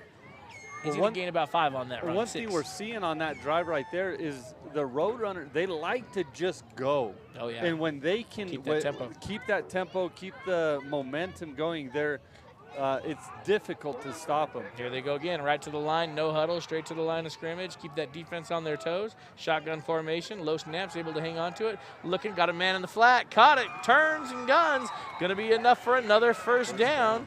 Going to be first and goal for the Roadrunners as they come marching down this field on a great response to start this first half. Well, we've got a Roadrunner number 9. It looks like Chase Sammy. We'd hate to see him out of the game at all, but he's down. Definitely looking like he's in some pain back there. Wiggling around a little bit. Yeah. Sometimes that can just be a stinger. Sometimes it can be more, but football is a hard-hitting sport, and you're going to – we used to say all the time, like, sometimes you're hurt and sometimes you're injured. Sometimes you don't know for a while. It takes a minute. It hurts. It definitely can hurt. So we hope he's just hurt and not injured. It's kind of like you get a paper cut and you know it right away. Yeah. But when your oldest was little, didn't she go a day or so with a broken leg? Broken leg, just walking outside. We're like, what happened? And we didn't even know. We made her walk on it for at least 12 hours, every couple hours. Try to walk. And she'd fall down. And we're like, nah. Wait another hour. Try to walk. She'd fall down. Took her to the hospital in the emergency room, waiting room. Try to walk again. Fall down. Oh, dang it. Actually, that one we went in, the doctor, yanked on it, was pulling on her leg. She was crying. The doctor said, I don't think it's broke, but we'll go ahead and do an x-ray anyway. Sure enough, it was broke. Poor girl. We tortured her enough. There we go. Love to see that. Sammy up on his feet, walking off. Once again, it could have been just a stinger, something that was painful for the moment, and he'll heal up. I had the opposite They're not situation. faking. I promise you that. They're not well, faking. No, not it hurts. faking. Yeah, no, I don't. I'm not saying you're saying that. I had the opposite with my son. We thought he might have broke his hand, so we took him to the, the urgent care. Yeah. That's what it was. And when we got there, he puts his hand on his knee, and the doctor says, so is that the hand that hurts? And he said, yeah. And he started hitting his own hand and said, it hurts when I do this a little bit, but without any tears or anything. And the doctor kind of chuckled and said, well, let me check. And I just hand on my forehead thinking, why did I drive 45 minutes for this? Those kids, man. It was not broken, but we went to Dairy Queen anyway. Hey, you got to get ice cream for that at least. So first and goal coming off the injury. Here we go. Roadrunners calling out to his lineman what he's looking for. Handoff right up the middle. Makes a little quick move inside. Dancing forward. Touchdown, Roadrunners. I'm guessing Oberreiter was that. Montijo, I believe it was. Yes, it was. Daniel Montijo stepping back. Second Head up touchdown high, of the night, chest right? up, Popping them up there. fixing his gloves, saying, let me do that again. Let's go for the 2 now. Let's go for 2. So Holbrook, great response to that end of the first half touchdown that Pages gave to him. But here we go for the 2-point conversion. Can they go ahead and widen that gap even more as they lead 20-8 pending this extra point attempt? Looking to pass. Got a man in the corner. Right over the defender. Perfectly passed ball. Not touchdown, but 2-point conversion is good. Holbrook Roadrunners go up 22-8. That couldn't have been a more perfectly delivered ball. You had a defender in position, but that's one of those, it's not about just throwing the football to the right spot. It's about getting the right angle. It was just enough over the defender couldn't reach it, and then drops down in. It's like those little, barrel passes you watch them and do the NFL. You're not just trying to hit the barrel. You're trying to drop it down into the barrel, and that's exactly what he did there. Just dropped it right into the corner, right into his receiver's hand. Made it look easy, and that is anything but easy. Props to the Holbrook offense there, and especially to Marcus Overrider, quarterback for the Roadrunners. So Holbrook once again leading 22-8. The Sand Devils did that to us down here, right on the opposite end of the field. Did. So the Roadrunners had to come back and say, hey, I can do that. It's true battle right there. I can do anything better than you can. We're gonna get a copyright strike. I don't see. Name that musical. I can do anything better than you. I know the song. I don't know the musical. No, though. I can't. I don't know that. No, you can't. Yes, I can. Annie. I don't know the elementary school teacher might know. Did you say Annie? You're Annie? really close. Annie's in the title. It's Annie, get your gun. I've never heard of it. It's an old Western uncultured. musical. It's an uncultured swine. Name that movie. You uncultured Still swine. don't know, but I know Toy the saying. Story. Toy Story. Oh, You uncultured swine. As he tells to the piggy bank, the pig. All right, here we go. No more cultural reference. Let's get back to football. Here we go. Holbrook kicks off. Right to left this time. Good kick. Going to drop it once again. Oh, this time he can't hang on to it. It's going to bounce back to the second deep man, number 22. He goes to the far side of the field. He's still running sideways. Got to turn up at some point. Holbrook's able to chase him down. He ran 40 yards, but it was all from side to side. Going to be dropped right at the 20-yard line. That's a hard thing to teach, these young athletes. They want to run around the defender, and too often you're not going to get around the defender. Get upfield. You turn that into some positive yards. You're working awful hard to run side to side. In the scramble there, the nervousness there, I just watched it again on YouTube because of the delay. If he would have picked up the ball and ran behind number 13, he would have gotten 15 or 20 yards. Yep. But the excitement got to him. And it's way easier said than done. We understand that for sure, but our job as announcers is to say it. Woo! That one could have been anybody's ball as he's throwing that down the far sideline, kind of bobbling it between the Holbrook defender and the Sand Devil receiver. Is going to drop incomplete, no harm, no foul for either team. 2nd and 10. You can't ask for a better defensive play Yeah, that's what you want them to do. You don't always have to intercept. That's another thing you got to teach your players, right? You don't always have to make the big play. I don't need heroes out there.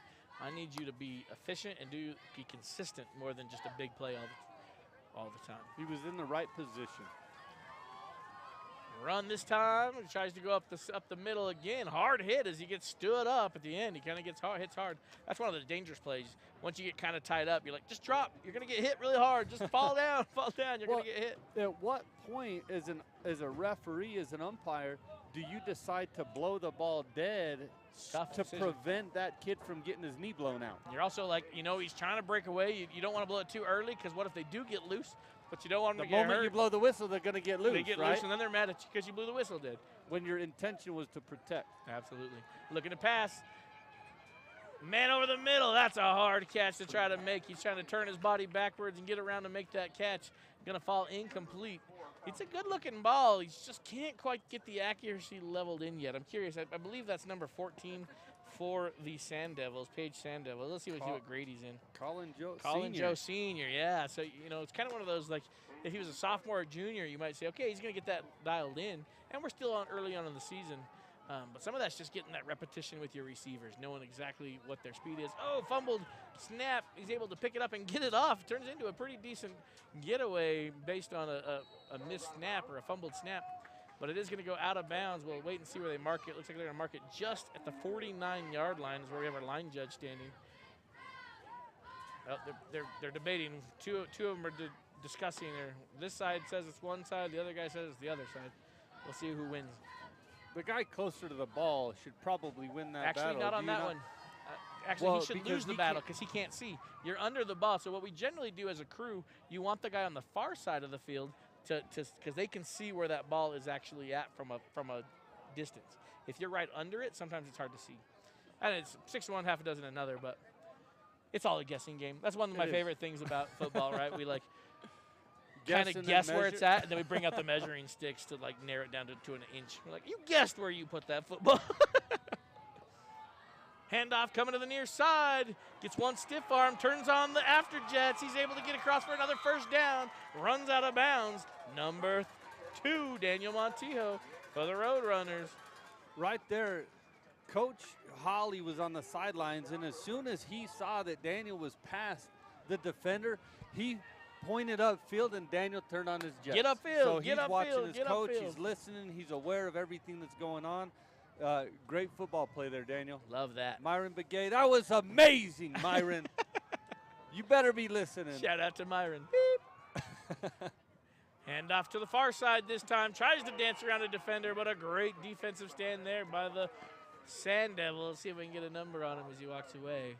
He's got to turn and show me his back before he does that. We need some He's too spotters, humble. NFL style. He's too humble. He's too humble and kind. Number 12, that's who it was. Connor Shirley, senior. Great job getting in the backfield and dropping the Roadrunners for a loss. 2nd down and 12 for the Roadrunners. This time two backs. They're going to go Wishbone out of the shotgun. Looking to pass. The pocket collapses. Got the man chasing him. Stops. Turnbacks. Comebacks to the near side of the field. He's got some room. He's going to look downfield and throws what was everything an interception. You know, that one was interception all the way, written all over it. Number 14, Colin Joe knew it. Quarterback for the Sand Devils. Hits him in the chest. Still has a shot at it. Running back at it. Dancing off his fingertips. That's going to haunt him for at least the next week until he can get back on the field. But lucky break for the Roadrunners there, as Colin is a better quarterback apparently than a wide receiver and couldn't quite hang on to. Hey, me neither. I miss it all the time. Well, I'd he's drop it. defense, right? Defense, they're the guys that are they're good, but they're Except for not he's the handsy. quarterback on offense. But he can throw it, but Yeah, he he can't can catch throw it, it. right? That's right. He's not throwing it to You know, himself. that's true. Fair. Looking to throw this time. Going across the middle. That's the play we've seen Holbrook do many times this year. Get that post route. We call it a post route because they start on you're starting on the sides of the field. Take a look at what's Okay, going on did you right see now. that? Yeah, did we get a He zoom said, in on that? I'm cramping. Grab my foot. Grab my foot. It hurts. And a good cheer for Holbrook. I love it. The Holbrook fans give him a cheer for it, too. Good job. That was Colin Joe again. He's, Colin Joe. I muffed dropped that the interception, but I'll still help you out. Yeah. You need a massage? I love the sportsmanship we're seeing out here tonight. That makes football fun. Just a good, hard ball game. 4th down, though. Roadrunners the 45-yard line. They're going for it. They're not going to punt. 4 wide receivers looking to throw. He's got a man streaking down. See who's hands up into. Gets knocked away. Great defense there by number 5, Shane Begay. That's one of those, like, throw the interception. At least it's a good punt. Yeah. Well, and on that right there, you know, we've talked about this in the past. The Sand Devils don't want to intercept that ball. yeah, knock they that want down. to knock it down. But you can't tell a high schooler not to intercept it. No, I want to intercept it. Right? Put that on my stat His sheet. girlfri's going to be all excited Yeah, that's for him. right. He's going to Did you see show my his interception? parents. You lost 40 yards on that interception, but I intercepted Let's it. go to Roadrunner Broadcasting. I'll show you. I'll That's right. show you my That's right. interception. Put that on replay. Put that on my highlight reel. Now Nobody you want has to go to know. homecoming? Love it. Sand Devils take over 1st and 10. See if they can answer back to the Holbrook Roadrunner score on their opening drive. They're able to hold on defense on the 2nd drive. Handoff going to the far side. Got some room to run right up the middle. Going to be just shy of a 1st down, but great. This is a fun call place for the Sand Devils, right? They don't quite get the 1st down, but it's 2nd and a yard. So the playbook's open, right? You can just turn and run that up the field, or you got a shot to take a shot downfield. And you know, he's taken a few shots tonight. So I say if you want to take another shot, here's where you do it. We'll see what the play call is coming out of the huddle. He's been able to launch the ball. So he's had time in the pocket. He's able to roll out. The Roadrunners don't want him to run, so we'll see what's going on. Holbrook looks like they're bringing an extra man. They do from the side. They hit him hard at the line, so the Sand Devils play it conservative there, a handoff up the middle, but it works for them. They're going to convert, get that 1st down. So I try to play, you know, a little on the edge. But great job by Sand Devils there playing it conservative, and that's how you win more games, to be honest. Is play it by the rules, and that's go ahead and get your first down every time. You don't have to play all the time. My dad was a football coach, and he always said, don't pass it. When you pass it, there's only 3 things that can happen, and 2 of them are bad. As a statistician, which I'm not. There's the snap, handoff inside once again. Holbrook line there ready to defend this time. They're going to drop him for only a 1-yard gain. Yeah, that was the old style football. You know, in the old day, it was all about the handoff, scrum, hit them. Now we're more about that West Coast style offense, spread the offense out. Much more fun to watch, let's be honest. It is. It's exciting. Rather than just run into a pile, run into a pile, run into a pile. All right, here we go. Breaking out of the huddle. Number 10. He came out of the huddle a little early. Aiden Nix is going to be the wide receiver out here. I'm guessing run because he didn't even stay in the huddle for the whole call. Let's see what happens. It is a pass. Coming across the middle, going to be caught. Makes a nice spin move as they try to, instead of wrap up tackle, they just try to hit him hard. Doesn't work this time as he's able to spin off the hit. Comes high kneeing out of there. He's excited. Number 4, that's Ashton Penrod. He's excited as he picks up a big first down for Page as they're looking to respond to the Holbrook Roadrunner touchdown. What an exciting opening set of drives here. The Holbrook Roadrunners bring it back for a touchdown, and now the Sand Devils are having an exciting drive by marching down the field with a few big plays. Holbrook needs to stay confident with their defense and just stick to those basics, stick to the plan, and they'll be able to stop them. Here we go. They're in the wishbone formation. There's the snap. Going to be a handoff to number 7. He bounces to the outside. He's got some room to run. He's going to bounce forward. He's going to get a first down. Maybe he's going to be right at the first down marker. And this is where we talk about that they're going to guess where to put it, and then we'll see whether they call it a first down or not. It looks like they're going to mark him about a foot short. Going to bring up second and real short for the Sand Devils. But the Sand Devils have, you know, early on they were getting nothing on those run plays, right? For the first 3 series, it was 3 and out, 3 and out. And now they're starting to figure it out. They're starting to find the holes, and they're starting to, you know, make Holbrook's defense pay. It's getting late in the game. Holbrook's probably getting tired. It's a little bit muggy out here tonight, a little humid.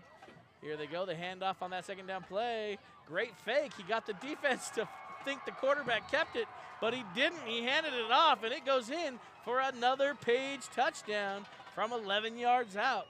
That was a beautiful fake. Yeah, if you got it on YouTube right now, you rewind that back, you're going to watch. He fakes it to that running back, and he's, you know, almost all night he's been handing that thing off. Holbrook actually tackled the running back, but he didn't have the ball. Quarterback keeper, touchdown Sand Devils. That's that game of chess we talk about. Here we come to the line of scrimmage as they attempt a 2-point play, 22-14. Holbrook still in the lead. 2-point conversion. They're going to hand it off right up the middle, run into a pile of defense. We'll call that our stout defensive line. Looks like they're going to keep him short, so a great defensive stand there. That's an important stop as that keeps it 22-14. So, you know, if they do convert on that, that takes it back to a 1-score game. Now we're looking at an 8-point lead, so it's technically still a 1-score game, but the best they can do is tie if Page is able to score again without Holbrook scoring. But if they converted there, Page could go back down, score again, get the 2-point conversion, and take the lead. But again, by stopping him there, Holbrook maintains that the best Page can do by scoring again is tying it up. 3 minutes left in the third quarter. 2 amazing opening drives for both teams. So fun. Once again, it's turned into a battle of the far north and the north. There you go. Right? The northern Call it border town battle. Page is a border town on the reservation. Holbrook's a reservation border town. Battle of the border towns. Dry land versus lake land. I don't know. It's kind of turning into a dry lake up there, I've heard. Yes. Driving Sad by to there, say, we need some more rain. We don't want it to flood everybody, but we do need more rain. The rain's been good, but here we go. I could do without the mosquitoes. Oh, they've been awful this year. Knock on wood, they're not out here tonight. Here comes the kickoff from Page as they go left to right. Man deep, going to be caught in the air for a great opportunity to return it. Right up the middle, great run. Going to bring it across the 35 up to the 37-yard line before he's dropped. Darnell Nez, I believe, on the return. With 3 minutes to go, Holbrook gets another shot at offense as they take over 1st and 10, starting in their own territory at the 37-yard line.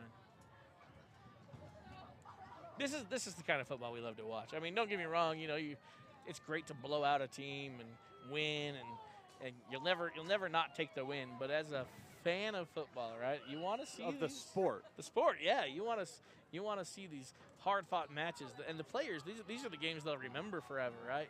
The ones that they had to fight hard all the way to the end. Handoff up the middle, got some room to run again. Ball comes loose, but I think he was down. Is he going to call it down? Ground can't cause the fumble. I want to see what they call, but the ground can't cause the fumble. In this situation, is it similar to where if the knee goes down first before the ball comes out, is it down? So if the ball is coming loose before he goes down, is no. See, this is Coach Hawley's upset too, because he was down, and the ground can't cause the fumble. That's the trick. And the sideline judge over here appeared to agree with Coach Hawley and is heading over. You can see Hawley saying he was down. There we go. Whitehead overturned it. This is what you love about football, right? Smart play, good call. I'm going to go back and rewind it. I saw it live. I'm not sure exactly, but what I saw live in real speed. Here we go. It's playing right now for us. Here comes the run up the middle. Down, yeah. He was definitely down. The ground caused that fumble. And that's not a fumble, right? He's down. He's down before the ball came out, so he's down. So here we go. Holbrook is able to maintain possession. There's a little bit of confusion with the chains now. It says first down, but it's at the first down marker past the 10-yard line. So they've got to get the chain crew a little figured out now. But in all the craziness of that, it looks like the chain crew wasn't, because at first they were saying turnover, so they set up as if it was Page's ball, but then they went back and said no, Holbrook ball, so now the chain crew's got to adjust for Holbrook ball. So we first down. experienced that last year a couple times, roughing the 7th and 8th grade, junior high games where the chains would move and we'd go, "Where are you going? Of course, don't move yet." Those chains are 7th and 8th graders running and we're like, "Stop!" Yeah, we're glad you're helping, but wait till I say it. That's like herding cats. Here we go. The ref's going to come explain something to Coach Hawley. Not sure exactly what's going on. It looks like Hawley got what he wanted. It was a good call. They go ahead and talk about it. Hawley was upset, and he had a reason to be, because that was clearly caused by the ground. They can go back and review it too. We just did. Yep, we did. We can be the replay booth tonight. And no matter what actually happened, right, at the end of the day, if there's a bad call, it's not on purpose. It's a mistake. Yeah, it's what they saw. You know, if you can do better, go to AIA, website, sign up. They're looking for sign-ups right now. I did it. I did. I took the invitation. I went and signed up. I reffed right here on these Friday Night Lights. I reffed for about 4 or 5 seasons. And it was a lot of fun, but it's a lot of pressure, especially when you get to the varsity football games. The crowd's out there, and it means a lot to these kids. And back to what you're saying is, you want to get it right? You're only out there for the kids. Absolutely. We already don't have enough of them, so. 2nd down and 14, looking to pass, got a man coming across the middle, caught, going to be hit as soon as he caught it, but not before he gains about 5 yards. Going to bring it back inside the sticks, we'll call it. They're going to mark it down 3rd and 9 for the Roadrunners. Based on what we've seen from the Roadrunners tonight, again, they're going to go for it on 4th down. So you don't have to get all of it back here. You don't have to get a first down in this one based on what Coach Hawley's done so far. I want to. Sure. You want to. And they're capable. They've shown they're capable.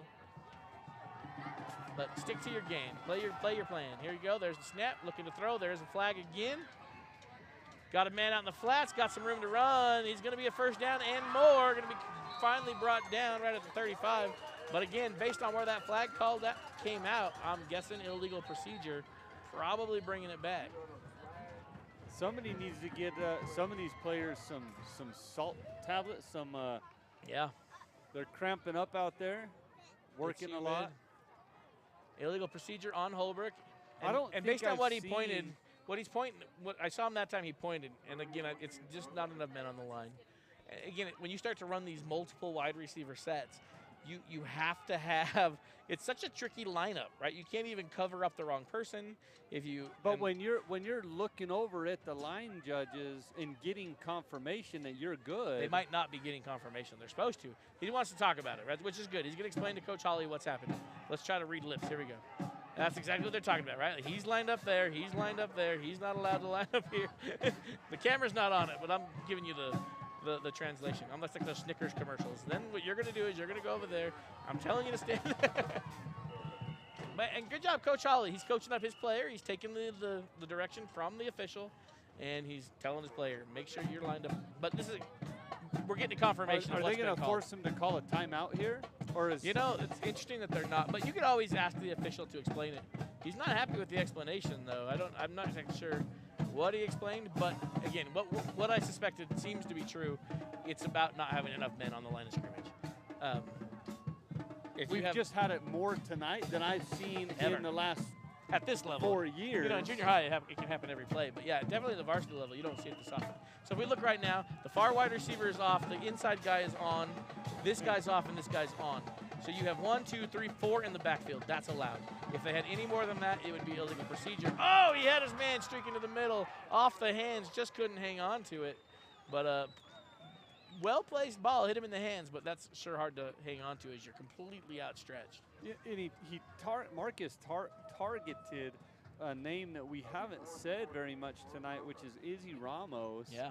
You know, last made some week big plays. We heard his name quite a few times. Well, we were in the stands cheering him on. That's true. We weren't announcing that one. We also saw it, called out his name several times in the first game of the season, but tonight it appears like he's even limping. Is that him limping off the field? I think it is. So maybe he's got an injury. Holbrook for the first time tonight going to go ahead and punt. Mason Archunda gets a good bounce. Is going to roll inside the 20. They're going to mark it down right at the 20-yard line. But a good punt. First time for Holbrook tonight. We're looking at a 4th and 14 or 4th and 15. So they go ahead and punt it, and flip the field a little bit. Going to have to trust their defense. This is tricky, right? Because the Page Sand Devils are starting to figure their offense out. They marched down that last time they were able to score.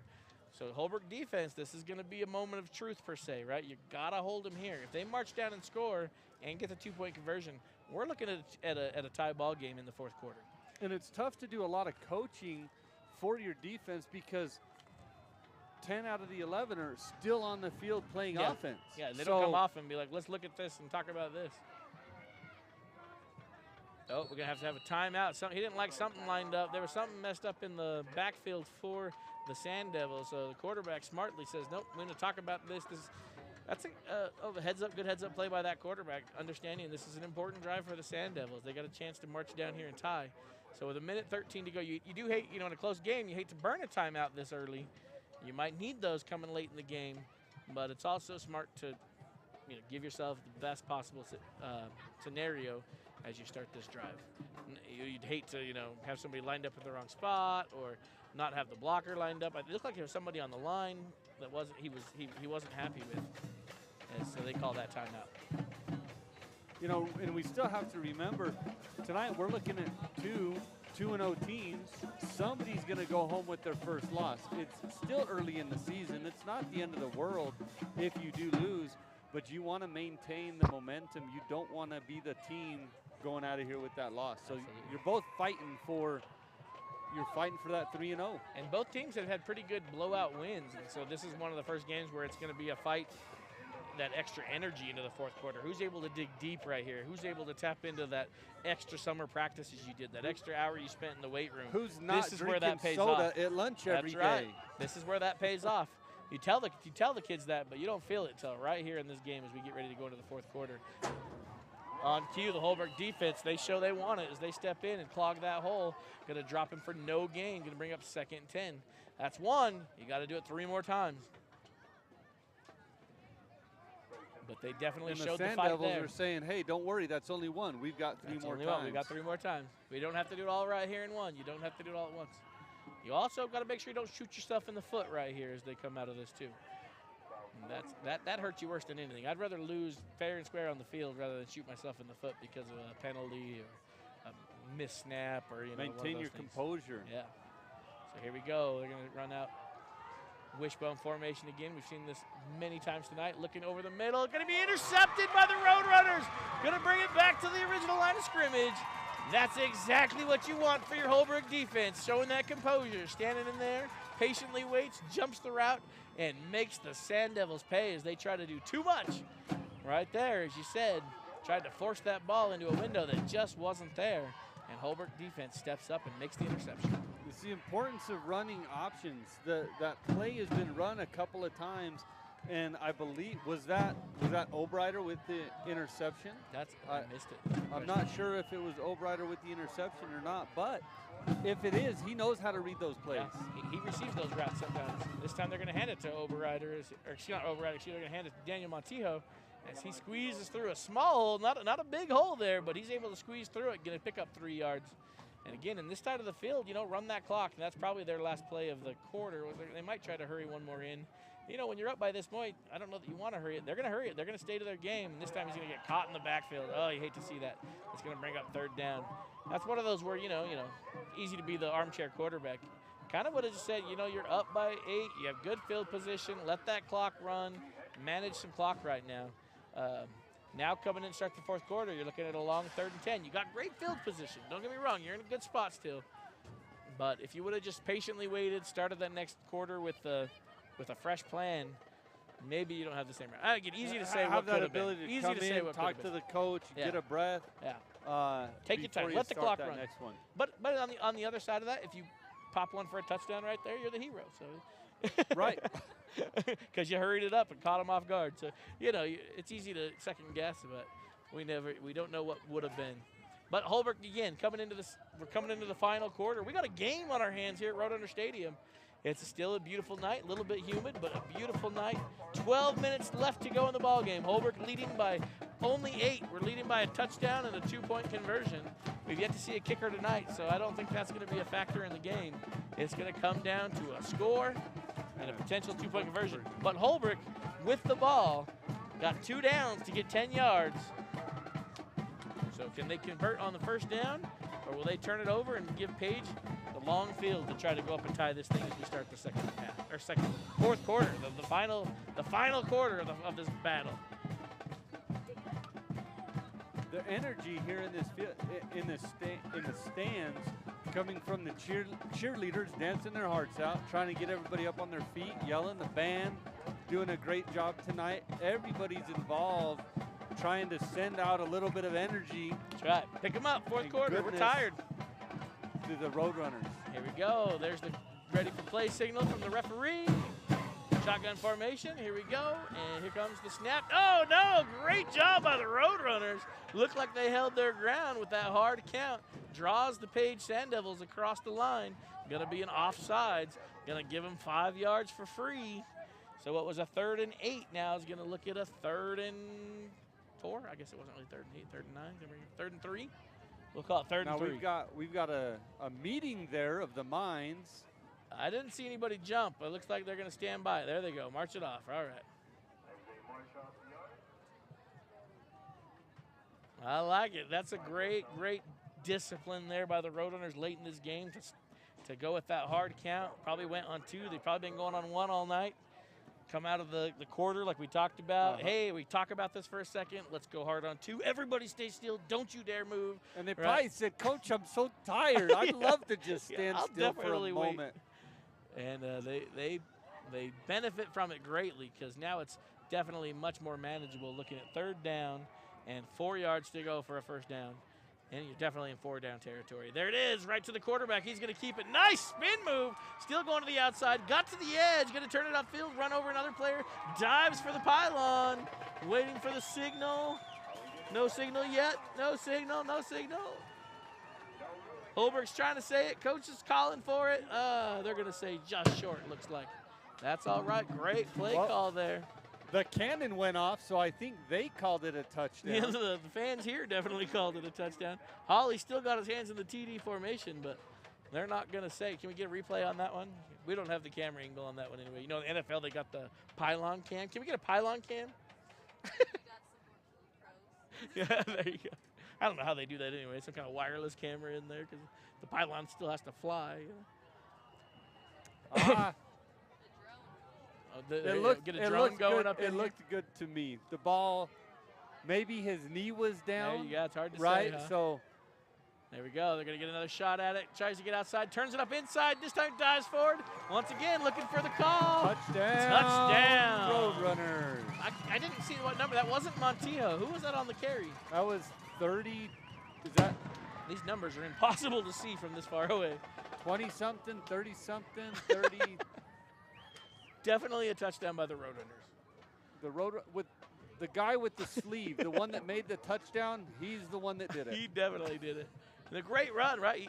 It looked like it was designed to go outside. He saw that outside wasn't there, cut it back to the inside, dove in for that, and there you go. Goes in for the two-point conversion, standing up. Great job from the Holbrook offense responding, right? Got close, got interesting there. Looked like the Sand Devils were going to make Holbrook sweat, but Holbrook responds, making it look like a bigger game now, 30-14. You can breathe for a second, but don't get too comfortable. It can change awful fast, right? We saw what they did at the end of the first half. It only took a minute and a half to march down and get that touchdown. So stay in the game, keep your head in the game. There's a musical reference. Name that musical. What is it? To get your head in the game. I don't know. High School Musical. I You don't watch that every day? No. Didn't you do a performance? Was one of your We teams did a for high our junior high. We did junior high. High school. We did High School Musical Junior with our junior high. Okay. And they do like the basketballs. Got to get your head in the game. Get you. I'm gonna I get a must copy be strike. thinking of something else. What's the one that our kids were singing all the time? I don't know, 2 years Newsies? ago? No, right out of COVID. Maybe it was Camp Rock. I think Camp I'm Rock. thinking We of definitely did Camp Rock too. Yeah, that's definitely. They're a bunch of Another high one of school those Disney kids ones. singing in a forest. I love it. Sorry, those of you like true football fans are like, why are they talking about musicals after a Holbrook touchdown? Yeah, right. Well, we do have the Holbrook Roadrunner choir teacher. That's right. Which does Does the performance, choir performance. And I never The claimed to best be ones great on the at hill. this. If anybody was like, I had one person would text me one time and said, "Are we watching the same game?" And I said, "Probably not." Here we go. Kicks away, left to right. Going to be fielded right at about the 30-yard line. Got a little bit of room to run as he cuts it out. Slips. Oh, he slips. Tries to cut it back and slips and falls. Holbrook able there to jump on him. Going to be just shy of, it looks like the 35-yard line. They'll probably mark him right at the 35. Can I tell you a secret about officials? I shouldn't tell you this secret about officials. If he's about a yard short of the 35-yard line, they'll move him to the 35-yard line. And they do that because it's much easier if you have your chains right on the lines. So if you notice, if you're like, man, it always seems to be right on the line, because if it's anywhere close to the line, they're going to put it right on the line. Yeah. And it's not a bad thing. It's easier math. It's easier for an official to see whether they got the first down or not. So he was a little short, but they gave him an extra foot, and they'll do it every time. 14 looking to pass. There is a flag once again.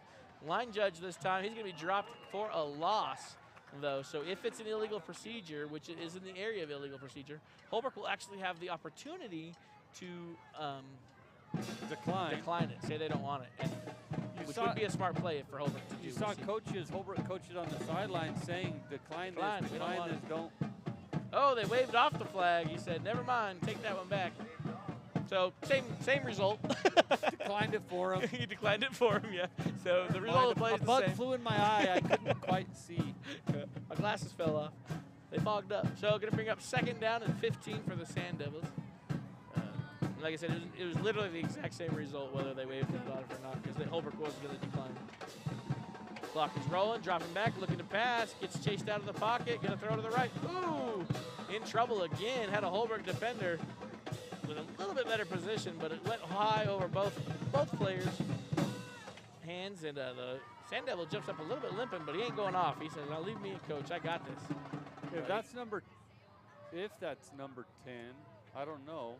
Can't tell from here. He was so hard to see. He was stretching out that leg earlier on several plays. I think people are just getting cramps. Yeah, it's more humid than I expected it to be out here tonight. There was the forecast said there was a chance of rain. We didn't get the rain, but we got the humidity, I guess, to go with it.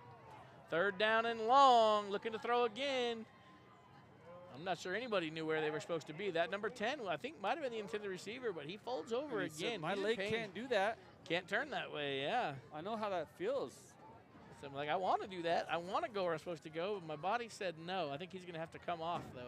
I don't think he was able to complete that route as he wanted to, and I think he's in a little bit more pain than And he wants to be. That's a dumb announcer thing to say, but nobody wants to be in pain. He just needs an electrolyte pill. There you go. Give him that. 4th down. Pickle very juice. long to go. Page going to have to punt with 11:19 to go here. You don't want to give Holbrook a short field as their offense seems to be firing on all cylinders. Pretty good punt there as it's going to drop out of bounds. He gets some air under the ball, but it tends to go off his foot sideways. Right. So almost all of them have gone out of bounds. And so, again, not a bad kick. If he can get that thing to line up in the middle, get a bounce to go with him, and he could drop that thing back pretty far. At this point in the game, number 10, we've been saying his name a lot, Aiden Nix, sportsman, probably a scholar as well. Oh. You'd hate to lose. If you're a Sand Devil right now, you do not want to see him go out of the game. I don't know what his backup He's got to be a looks like. leader, yeah, on the team. But you do not want to see him go out of the game. It's good for the Roadrunners, but bad for the Sand Devils. So Holbrook going to start with good field position once again. Been the story of the night. Holbrook's had better starting position almost all night. Going to start at their own 45-yard line with the first down sitting at the Sand Devil 45-yard line. Blitz coming there, but they overshot the blitz a little bit, gave him some room to turn upfield. He's going to pick up about 4. That blitz went to the right. If you saw, they blitzed on the right side of the line, but the play came here to Holbrook's right. And going to be a nice pickup on first down. You know, didn't have to get everything at once. That's exactly what you want as a coach. You'll take that nice 4-yard pickup on first down every time. Shotgun formation again. A little bit of low snaps, able to pick it up, hand it off, got some room to run, runs over one player, makes a couple more miss. Nothing between Montijo and the end zone as he takes it in for a 52-yard strike for the Roadrunners as the tide has shifted in the Roadrunners' favor as they widen their lead. Going to take that score up to 36-14 with 10:34 to go here in the ballgame. We told Holbrook, don't let your foot off the gas, and they definitely have not. Just a simple run up the middle can do that. Well, Daniel is one of those kids where he's got a lot of energy. He really does. And no matter what sport I've seen him play, when he wants to turn on the juice, it's there. It's right there. He can be as tired as can be, but he's going to be faster than everybody if he really wants to be. Again, I kind of like that touchdown earlier in the game. Oh, nice run again, bouncing forward. We can see that name. It's the same kid who had it before. What's his number? Kyle Smith. Kyle Smith. That's there you what go, I was our wide told. receiver. There you go. So once again, he's the speedster, and he's able to do some dancing there. But again, go back to the Daniel Montijo touchdown. There's a couple that he's done there. He is fast. Like, there's no doubt about he's fast. But he's also smart about when to use the speed. He doesn't just hit it. If you watch a really good running back, they're patient. They wait for the play to develop in front of them and then hit the hole.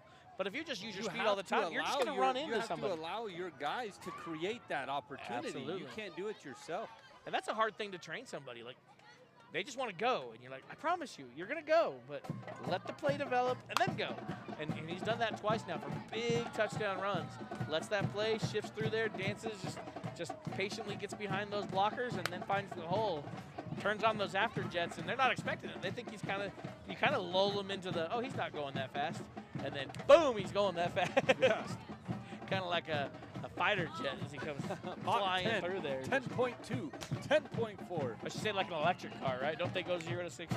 Yeah, that Mustang was pretty fast. Going to be a nice little squib kick there. Going to be bounced down, picked up just inside the 40. Going to bring it across the 40 before he's brought down. Sand Devils, not bad starting position for him as they're going to take over 1st and 10 with 10.5 minutes to go in the ball game. Going to be brought up to, looks like the 41-yard line is where they're going to mark it for them to start. As you were talking about Montijo, it reminded me of, I thought about the conversation you had with him last week where his younger, Daniel's a senior, his brother, Matthias, is a freshman, and when you talked to him last week and said, in guitar you class. know, Matthias is going to catch up to you, he's going to be as good as you, and Daniel said, nope, no, I want him to be better than me. Right? I said, that's He's a good brother rooting right there. for his younger brother. You got to love that. Oh, man. Holbrook trying to bring him down in the backfield all over the place. He's able to escape the pressure. Has a man open coming back, trying to come back to the play. Hits him in the hands, actually coming back. Just can't quite hang on to it. I think he's trying to keep his feet in at the same time as coming back to it. Again, such a harder catch than it looks like in full pads. You know, I could do that in my backyard. No, I promise you couldn't. It's pretty hard. My backyard's not big enough. You know what I love? Have you seen there's a TV show, an NFL TV show, and they take people that get on like Twitter and stuff, and they like make fun of the kickers, and they're like, I could have made that kick. And then they pay for them to come into their studio, and they tell them, we want you to do this special thing, but they don't tell them what for. And then they get there and they said, on the internet, you said you could make that kick. Show us. And none of them can. It's all over the place. Probably can't run up to the ball Yeah, very exactly. Got to own up to it now. Good pocket again. Had some time to throw, but can't get a man open as the play just kept working farther and farther to the sideline. Eventually throws it out of bounds. Going to bring up 3rd down and long. We do have a Holbrook player struggling to get up. You hate to see that here late in the game. Hopefully, again, it's that cramping that we've seen tonight, and nothing more serious than that. But that's a big lineman we have up front that's been stellar tonight, that line. It's going to give number 75 a chance to come in. Looks like that's George Gorman coming in for the Roadrunners. He looks just as big, though, coming in. You love replacing a big man with another big man. And hey, he's coming off. He's running off the field under his own power, so he's hurt, but he's going to be okay. 59. Let's see if we can see who 59 might be. Mauricio Baca. And he's the one that did he had a lot of great stops last week. He's a leader and a powerhouse on the offensive line, but it's nice to see somebody his size go back on, and we'll see if he can get them some playing time. He's got a comfortable lead right now. And he's walking it off here on the sidelines. He's gonna work it out there. Actually, looks like that's number, Looking to throw once again. The pocket collapses, has to dance out of it. He's going to keep it. He's going to run. He's got a 1st down and more, and he slides down right after the 1st down marker. And there comes in a late flag. Not sure exactly who that one was on, but it definitely came on late. Holbrook was calling for it. I think there might have been a blindside block based on Holbrook's reaction. It was definitely away from the play, or maybe a hold. We'll see. There's the flag, though. Right at the flag is right where he. Here, we'll see what it is.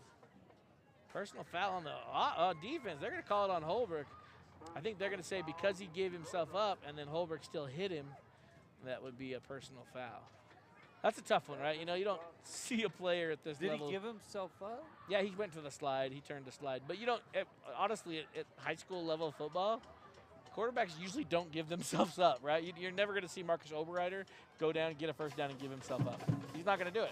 He's running for, he's going to run you over. When I just looked at it again, it almost looked like he was going to turn and run to avoid the hit and maybe just gain more yardage, but he went down. So I mean, as a coach, I would have told my player on defense, you did what I would have done. You're okay. You did what I would have done. You're okay. It wasn't dirty, right? It wasn't one of those like he went down and then the guy nailed him in the helmet. It was, It wasn't. It did not nothing appear dirty to be about a malicious. Still good sportsmanship. It wasn't a malicious hit. Yeah, absolutely. And credit to the refs. They're just trying to keep everybody safe out there, because that can be a dangerous play if he has given himself up. Oh, caught! Looked like Holbrook was going for the interception. Didn't hang on to the ball, so it lands right in the hands of number 12. Been targeted a few times tonight. Comes up with this time, Connor Shirley. And after he misses the interception, that's one of the problems with going for the interception rather than just playing defense. If you miss, he's wide open for a touchdown. And that's okay. You're still in a good shape. It's a good learning moment. He's had a couple good interceptions like that. So, again, it's hard to say don't go for the ball, right? He's very capable of making that interception. But if you miss, that's the result. And that's just a good coachable moment, right? There you go. If you're going to go for it, just know this is the potential consequence. So looking to go for 2. Got some man dancing out there. He's going to be caught, going to be in, but there is a flag here on the near side of the field, completely away from the play. So it'll be interesting to see what this one is. Nowhere near the play did this flag come in. He wants to talk about it. You saw the Page player turn and look at the referee and kind of hold his hands there. And interesting. They called it an illegal man downfield. So that turned into a pass play. I don't know if it was designed to be a pass play, but what an illegal man downfield means, one of your offensive linemen went downfield. They went towards when it's a pass play, the linemen actually have to stay back. They can't cross the line of scrimmage. They have to stay back and do what's called pass blocking. And if they go forward, if they go downfield, then that's called an illegal man downfield, ineligible receiver downfield, because the lineman's not an eligible receiver. You can't throw it to him. In fact, last year, one of the greatest plays in the NFL was a play that got thrown to a lineman, and he did this diving flip into the end zone. It was beautiful. It was awesome. but it didn't count because he wasn't an eligible receiver. Oh, man. There you go. Holbrook makes it pay. Ineligible receiver downfield. The first time they got the 2 points after the penalty. Still got some good yards out of it, but not enough. He only got 5 out of the 8 he needed the second time. Going to hold him out of the 2-point conversion. So Holbrook maintains an 18-point lead with 9:34 to go, leading 38-20. But this does just show 9:30 can be a lot of time. Yeah, don't let off when the pedal. the Sand Devils are moving the ball that quick and getting that touchdown. It just appears a little bit that the Roadrunners playing both ways the whole game. It's wearing on them, and I wonder if we're going to see a few substitutions at some safe moments here for the Roadrunners. We might, I really do hope that we actually see Daniel's little brother get put into the game. He's been working hard. He's been doing everything he needs to do. I know he played JV last night, so he might be suited up. Yep, JV had a big win. And so he might have played all 4 quarters. Making him ineligible. Are they eligible after that? I think you're allowed to play 5 or 6. Gotcha. So he might still have some time. There is an eligibility requirement on how many. If you play JV, you can't play varsity to a certain extent. I'm not exactly sure what all the rules are. And if we didn't have Our people that comments were turned doing off, bad things, we would be able to ask some of you if you knew the answer to because that you guys are more question. accurate than Wikipedia. Yeah, just Google it. So here we go. Holbrook coming out here. They're lined up in a prevent from an onside kick. If you notice, they brought up their second line of defense. I guess you won't notice it because if I look over at the broadcast, they're zoomed in on the huddle. So I'll explain it to you. They have their second line that normally is a little, and there it is. There's the squib up the middle. So Sand Devils they tried it. They went for that onside kick, but Holbrook, they were ready. They knew it was coming. You know, Sand Devils down by 18. You take that shot if you can steal the ball back right there. But they weren't able to steal it. Holbrook, great hands team up front, able to fall on that ball. And so Holbrook takes over right at midfield. So that's the danger of an onside kick. If you don't get it, Holbrook now has a short field. But to be honest, they've had a short field most of the night. So no harm, no foul. I think it's a good call there by the Page Sand Devil coach there to go ahead and get a try to get that onside kick. Holbrook offense, they've been rocking and rolling here in the second half. Here's see what we can do on this drive. Going to be a handoff, and he loses the ball. It's on the ground. That one is a fumble. Going to be picked up by the Sand Devils, so they don't get the onside kick, but on the very next play, they're able to force a fumble and get the same result, have an onside kick. So like you said, it can change awful fast. 18 points is a lot to make up, but they've done the first step and stolen the ball back on their attempt to close the gap here with the Roadrunners tonight. And you see a little bit of frustration, understandably, a little bit of frustration from the Roadrunners. We just need to get focused back and play some football. You really are seeing a lot of players come off like just a little bit of a limp. There's a lot of aches and pains from a football team late in a game like this. You've been hard hitting and working hard. And once again, that pocket collapses, but great job to that quarterback. Oh, goes up high, catches it over the top. Gonna call it a catch for a first down. That was a nice catch there for the Sand Devils, going up high, right over the Holbrook defender and pulling it down. But go back. You got to give credit to this number 14, Colin Joe, for the Sand Devils. His pocket has collapsed almost every time, puts him on the run, but he's able to escape the pressure and usually get a pass downfield. And that time he's able to complete for a first down, and that moves him into good striking position, right at just shy of the 30-yard line. Almost loses the snap, able to hang on to it, fakes the pass, tucks it away, able to get back just to the line of scrimmage. So great job by the defense that time. And again, another Holbrook player just a little bit slow to get up. You know, there's a reason that football only plays once a week, right? Basketball, they'll play 5-6 games a week. Baseball will play 7 games a week. Football, you play once a week. And it's because your body literally cannot play more than 1 game a week. Right. They Mine go sit in can't ice play baths. one a They year. go put on their, numbing agents. They'll hurt for the next couple days before they go back and start practicing again. Handoff up the middle, got some room to run, makes a couple, then misses. Finally brought down after a solid 15-yard gain. Run square into the Roadrunner. Great tackle, but not before a great first down run right up the middle. Again, the Page offense, they've shown when they start clicking, they can turn it up. And another Holbrook defender comes limping off, having to rush in a defender at the last minute. They're going with a little bit of a hurry up. Streaking man, open in the end zone. Again, just overthrows him by a hair. He was open. Oh, that's a dangerous spot of the track. We don't have a very big field, and he gets turned right there on the dirt, and probably, I hate to speculate what happened, but you're going from grass to dirt right there, and that's a dangerous spot of the field. It's a beautiful field right here on the rocks, but it gets kind of shady over there. And we got a Holbrook player trying to stretch out over here. So we've got two players in a little bit of hurt right now. Yeah, it's tough. That's what we're seeing right here tonight. We're definitely seeing a long game taking a toll on a lot of these bodies out here. These are young men. They're in good shape. They're in great shape, but football's a long, hard sport. And this is the toughest game either team has played this year. So they're not used to getting beat up on both sides of the ball. And good news is the Sand Devil player in the back of the end zone is able to get up, and no, he's hurting. He was able to stand up. He's kind of hopping though. So definitely something. You know, you hate to speculate too much, but when that grass goes to dirt, you could easily roll your ankle or something back there. He's kind of favoring one foot over the other. But he is up and he is walking. Hopefully he can just stretch it out and feel better. He is able to walk off under his own power. Again, though, that quarterback relationship, he's just barely overthrowing so many times tonight. If he can just drop that thing in, this game would be tied, or Page easily could be in the lead. He just hasn't quite nailed down that timing with his receivers yet. Looking to throw again. Of inches. Got a man streaking. Number 12, they've connected a few times tonight. Hit him in the hands this time, and it isn't able to hold on to it. And we got some officials running in. We had a penalty on the Sand Devils, though. I'm not sure what he called. I missed what he called. I think it was a hold. You can tell by how many yards they mark off. Let's see. If it's 10 yards, it was a hold. And it probably was. Oh, here he goes. Yep, there's it is. Holding on the Sand Devils. Going to march it back 10. And try again. So, once again, that time, you know, the quarterback was able to get the ball right where he needed it to, but that time his receiver couldn't quite hang on to it.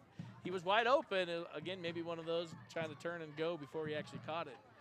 But they've connected. You know, that's number 12 again, Connor Shirley.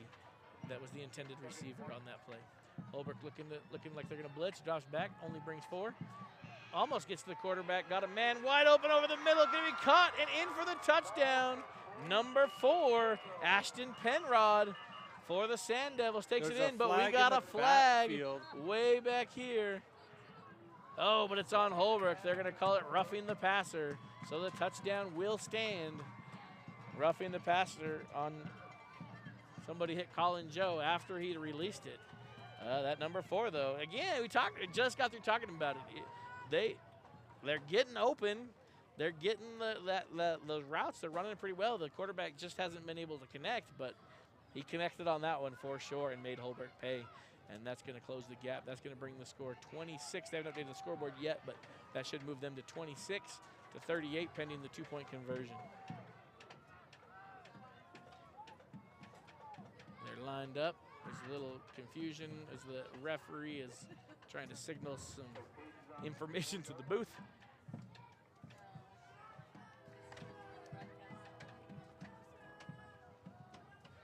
And talking to the coach, all right, both teams are ready to go for this 2-point conversion. We're just waiting on the officials. They're still talking. They want to come in and talk about something. Oh, they wanted the chains to drop their box. Oh, now they're calling the touchdown. There they go. They officially called the touchdown. I think the booth was waiting on the official call. You know, when you throw a flag, you're like, okay, what's it going to be? They'll decline the penalty, right? Mm-hmm. And now it'll be a They have to go through the process still. Quarterback keeper, he gets it in right up the middle. Easy run, gets the 2-point conversion, making it a 10-point ball game.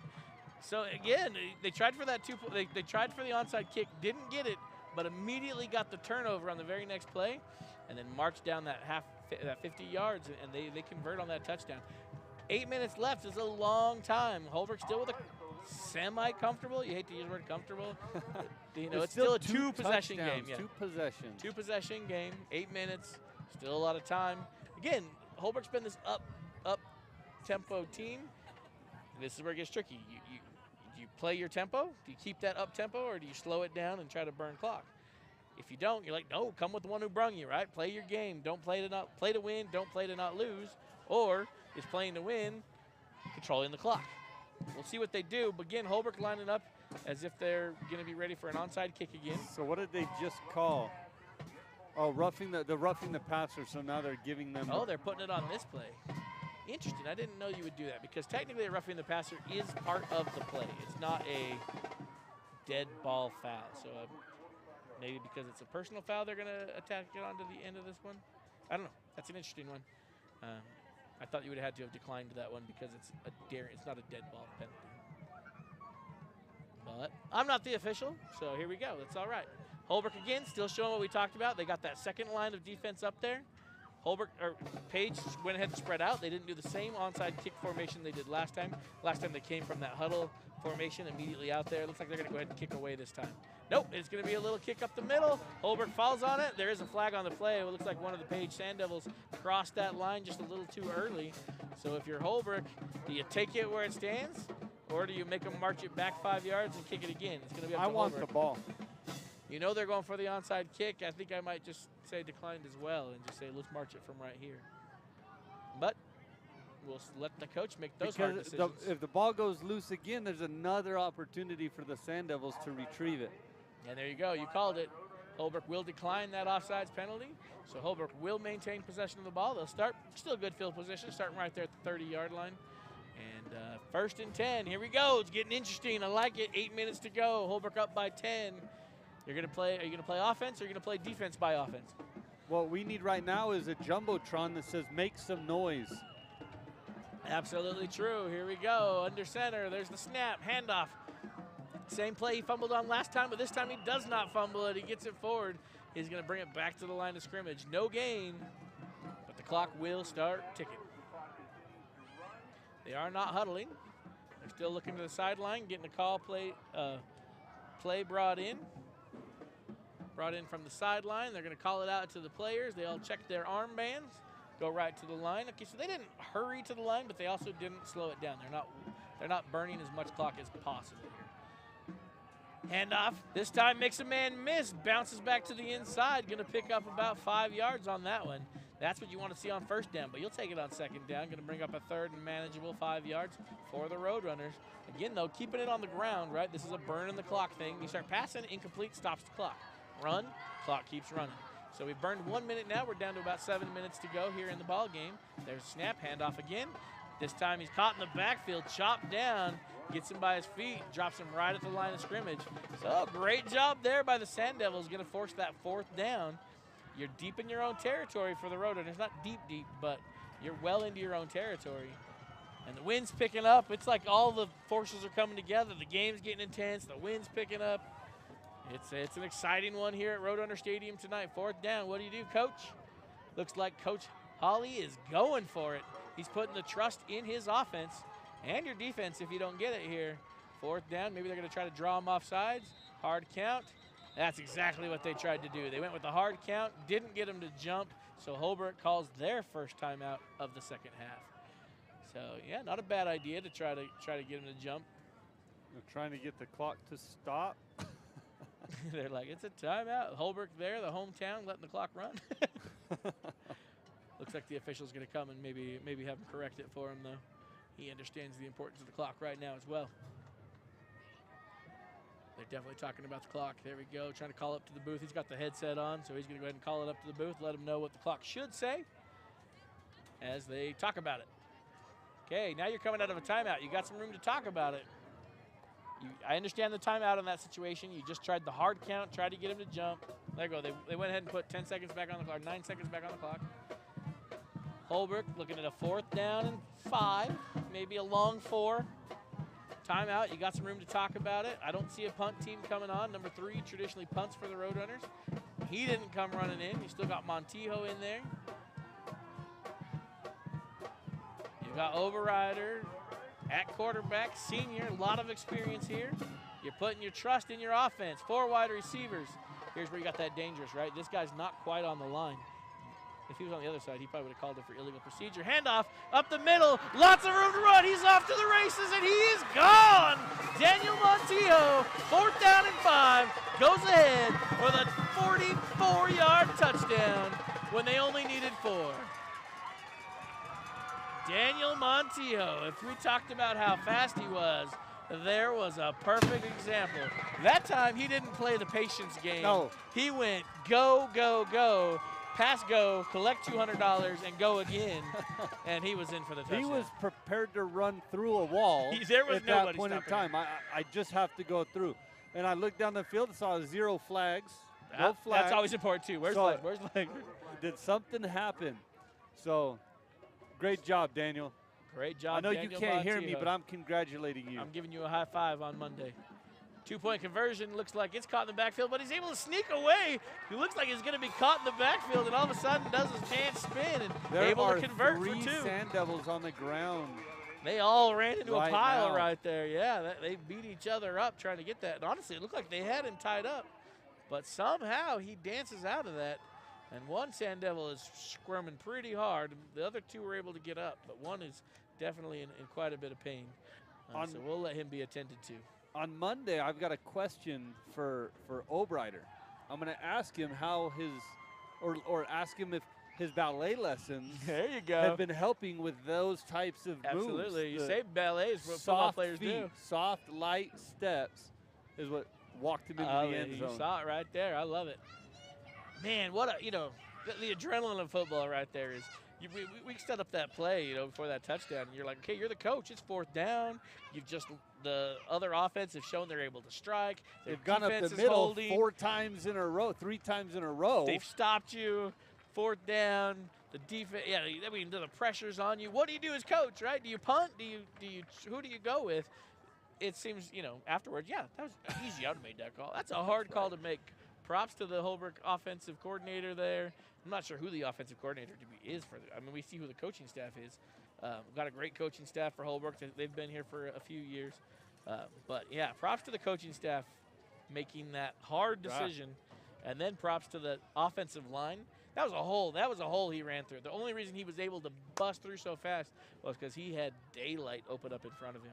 Everybody did their job. Absolutely. Daniel marched it downfield, but it He wouldn't gets have the happened praise. without his line. But that's an 11-player team that made that happen and made it look easy. But it was anything but.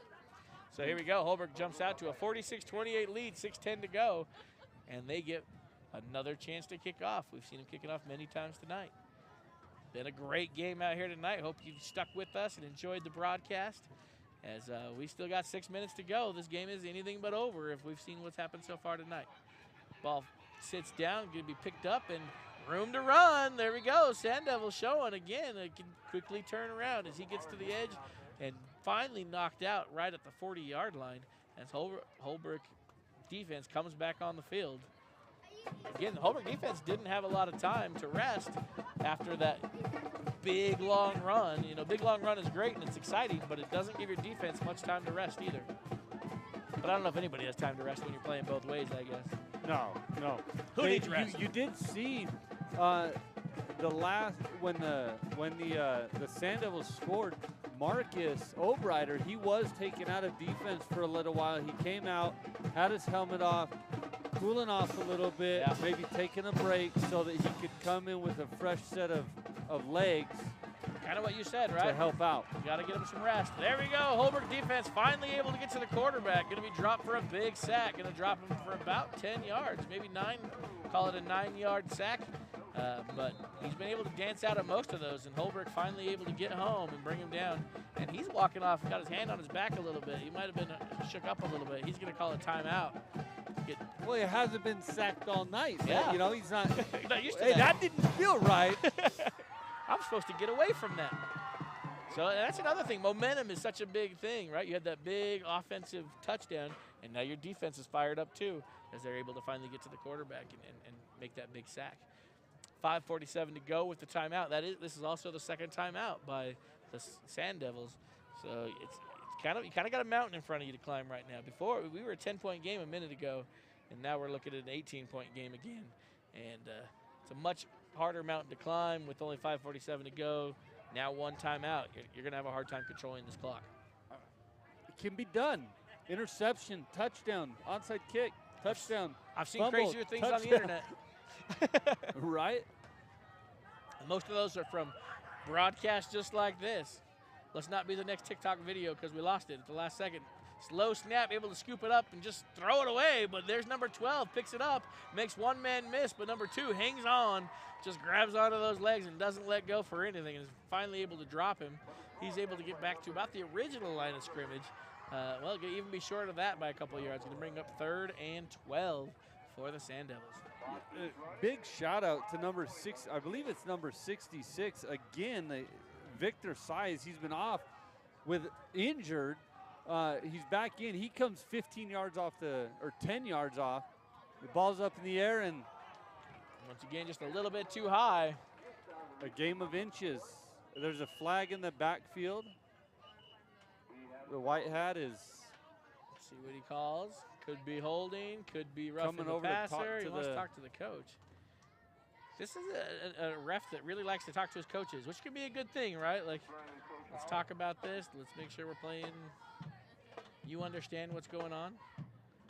He definitely told him about a player, right? He said, careful with this player. I don't know what that signal was.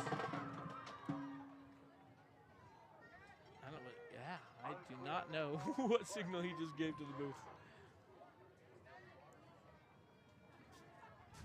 I'm not sure what's going on. It's definitely an interesting call because he wanted to explain it to the coach first before he called it. Coach went and talked to his player, whatever he said, and then he gave that signal. Dang, I wish we had those comments on. We could be like, somebody look that up. Definitely on Holbrook, and it was an automatic first down. With a 15-yard penalty? 15-yard penalty. Some kind of personal foul, but he didn't give the traditional, at least I didn't see it if he did. I could have been looking away. But first down for Page, 5 minutes and 9, gives him a little bit of life as they bring it across midfield. 1st and 10.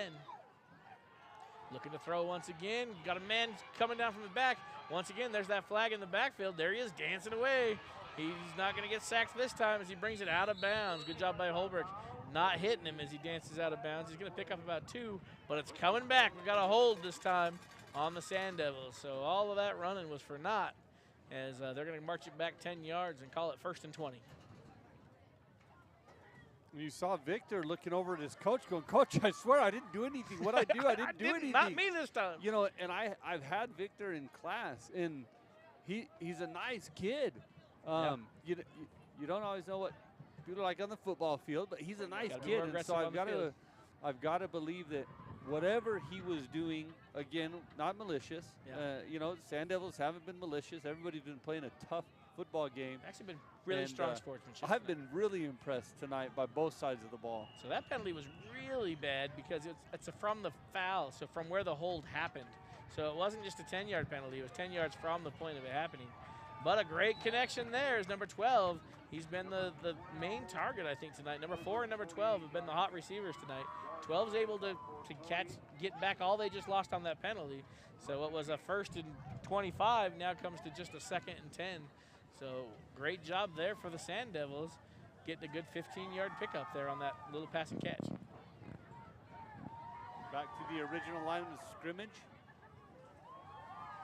Back inside Roadrunner territory. We got the wave going here in the stands. Again, you don't get that experience online. We got to come out to these games, enjoy the wave as Holbrook getting excited about where they are sitting in this game. Got a man streaking, but again, Holbrook in good defense. Ooh, we got a penalty thrown, and I'm not sure I like it. Both are actually eligible receivers on that one. Looks like they're going to call it on Holbrook, and you know, it's a tough call. They're trying their best, but I don't know. They were both eligible receivers. They're both going for the ball. You rewind it back, you can make your own decision whether that was a pass interference or not. And they can talk about it, and multiple refs can talk about it. Oh, they're going to go ahead and call it pass interference on Holbrook. And I like this. Holbrook is going to go talk to him. Explain to me what I did. Explain to me why that was pass interference. Because again, I'm gonna side with Holbrook on that one. They were both eligible receivers. He was going for the ball just like anybody else. And again, it's kind of a weird concept that both are eligible receivers. Obviously, they're not trying to throw it to Holbrook, but either side can actually be called for pass interference. So they're bringing the Sand Devils are staying back here. So did they wave it off? Did they not call? I don't know. They're definitely talking about something. Pass interference. I know Coach Hawley wants to talk about it. Oh, there's one over here too. Well, back here there were 2 coaches that were in front of that line, and I know that they've talked to a couple of the Holbrook coaches about staying behind. Yeah, it could be what's that. The box? You get back, what's coach. The line? Yeah. It So could we got be that. Holbrook staying downfield. The Sand Devils are staying at the original line of scrimmage, and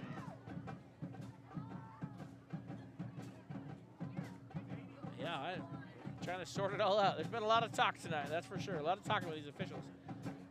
Holbrook definitely still waiting. No, there they go. They're going to march it off. March off. There you go. Call the official pass interference on Holbrook. Ah, that's just a hard one for me to swallow because you're both eligible receivers. You could have easily just called that pass interference on the Sand Devils as well. well, 'Cause they're Holbrook both going for jumped the ball. up for the ball Yeah. here, and then he got And hit. then he got hit, So- exactly. And that's where, to me, I honestly probably would have called But offensive pass interference, but, you know, it's a tough one. Now the benefit here It's is a bang-bang play. notice the ball doesn't go to the spot of the foul. No, that's only So- professional. So we're still in decent position, and Yeah. our Yeah. defense has been Yep. doing good. We're running down the clock. And if you're coach, you tell him, you know what, you did the right thing. You're fine. That's all right. Do what we coached you up to do. Handoff up the middle, got some room to run, makes a man miss. Still on his feet, bounces to the outside all the way to the 10, cuts it back inside, going to be tackled inside the 10-yard line. And going to be first and goal for the Sand Devils. It's still, game is not over. It's going to be a feat, but it's not an impossible feat. 18-point lead for Holbrook. The clock is running. 3:51. Page used their timeouts. Maybe they have one left. Got a man open, number 12. He's the man they've been targeting. He makes one man miss, and then he's going to be brought down right at the 1-yard line. Hit hard. Good defense there by Holbrook. He's going to be a little, he's going to feel that one. You can see him walking away from it a little bit. It was a hard hit, but he's a tough kid. He's going to stay right in there, as he's one of their captains for sure tonight, one of their players of the game. They quickly get to the line. They got to keep moving fast if they're going to close this. There comes the blitz up the middle, and they're able to get to him, keep him out of the end zone once again. Great job by the Roadrunners. Great call by the defensive coordinator of the Roadrunners. They almost knew that was going up the middle. They called that middle blitz. Those linebackers cracked right in there. And we're going to have a timeout. That's it. That's the final timeout there for the Sand Devils with 3:08 to go. Third down. It's a big conversion for you if you're going to make this interesting. But again, you know, they score now. They get their 2-point conversion. It's a 10-point game with 3 minutes to go. Onside kick. Yeah, it's going to be a challenge. It's a mountain. It's a mountain. But it's happened. An interception, a fumble, get that ball knocked loose. There's a million possibilities to make it happen. To get them all to line up perfectly for you is going to be tough, but I love it. Don't quit. You fight to the very last second in this thing. You know, I didn't even notice what time it is. 9:45. Yeah, we normally have like no a running clock. wonder we're tired. Yeah, no, and we're not even on the field. And you got a yard sale early in the morning. You're going to be tired. You too. Not at my house. No, that's true. I'm gonna wake up early. Yes. Here we go. What play do they call? They're definitely spread the wide receivers to the very far side of the field. There's the snap, looking to throw. Man crossed over to the middle. He's got him open. It's a low throw, incomplete. He was open, but the throw was just a little bit low. He couldn't get down and scoop it up, but they didn't burn much time off the clock. Still 3:02 to go. It is fourth down. Here's the ball game if you're a Sand Devils fan, right? And not 100%, right? There's always a chance, but it's got to feel like that to your players. This has to feel like the ball there's game. a chance. Yeah. Here they go. They must have called 2 plays because they came right to the line. The same lineup. I think they're running the same play twice. Here we go. Oh, there's the false start on the Sand Devils. So they were looking at 4th and 1. Gonna march it back. Gonna be fourth down and goal, but from the 6. So great job there from the defense, just keeping that pressure on them. The Sand Devils are feeling the pressure, obviously, because they wanted to go. They're aching to jump. Just jumped a little bit too early. You know, for the play they're doing right now, not the worst thing in the world. It's fourth down either way. The play you're running, that 5 yards is not going to be the big of a difference. The Holbrook crowd is roaring, though. They understand the pressure of the situation. Fourth down. There's the snap. Coming across the middle. The pocket collapses. He tries to run by himself. Ball popped out at the end, but it's fourth down. Either way, it's a turnover. Holbrook defense stands. Great goal line stand from Holbrook. Hey, if you love offense, there's nothing better than a goal line stand on defense. It's just as exciting as any offensive play. Props to the Holbrook defense there. Great goal line stand. They'll take over. 1st and 10, 2:54 to go on their own 5-yard line. As the crowd put chants. some excitement into the crowd as well. These Holbrook Roadrunners, they dug deep. That's where your coach is always telling you it's about heart at some point in that game, and right here it was about heart. Holbrook can march a lot of time off the clock as the Sand Devils are out of timeouts. Probably going to run it up the middle.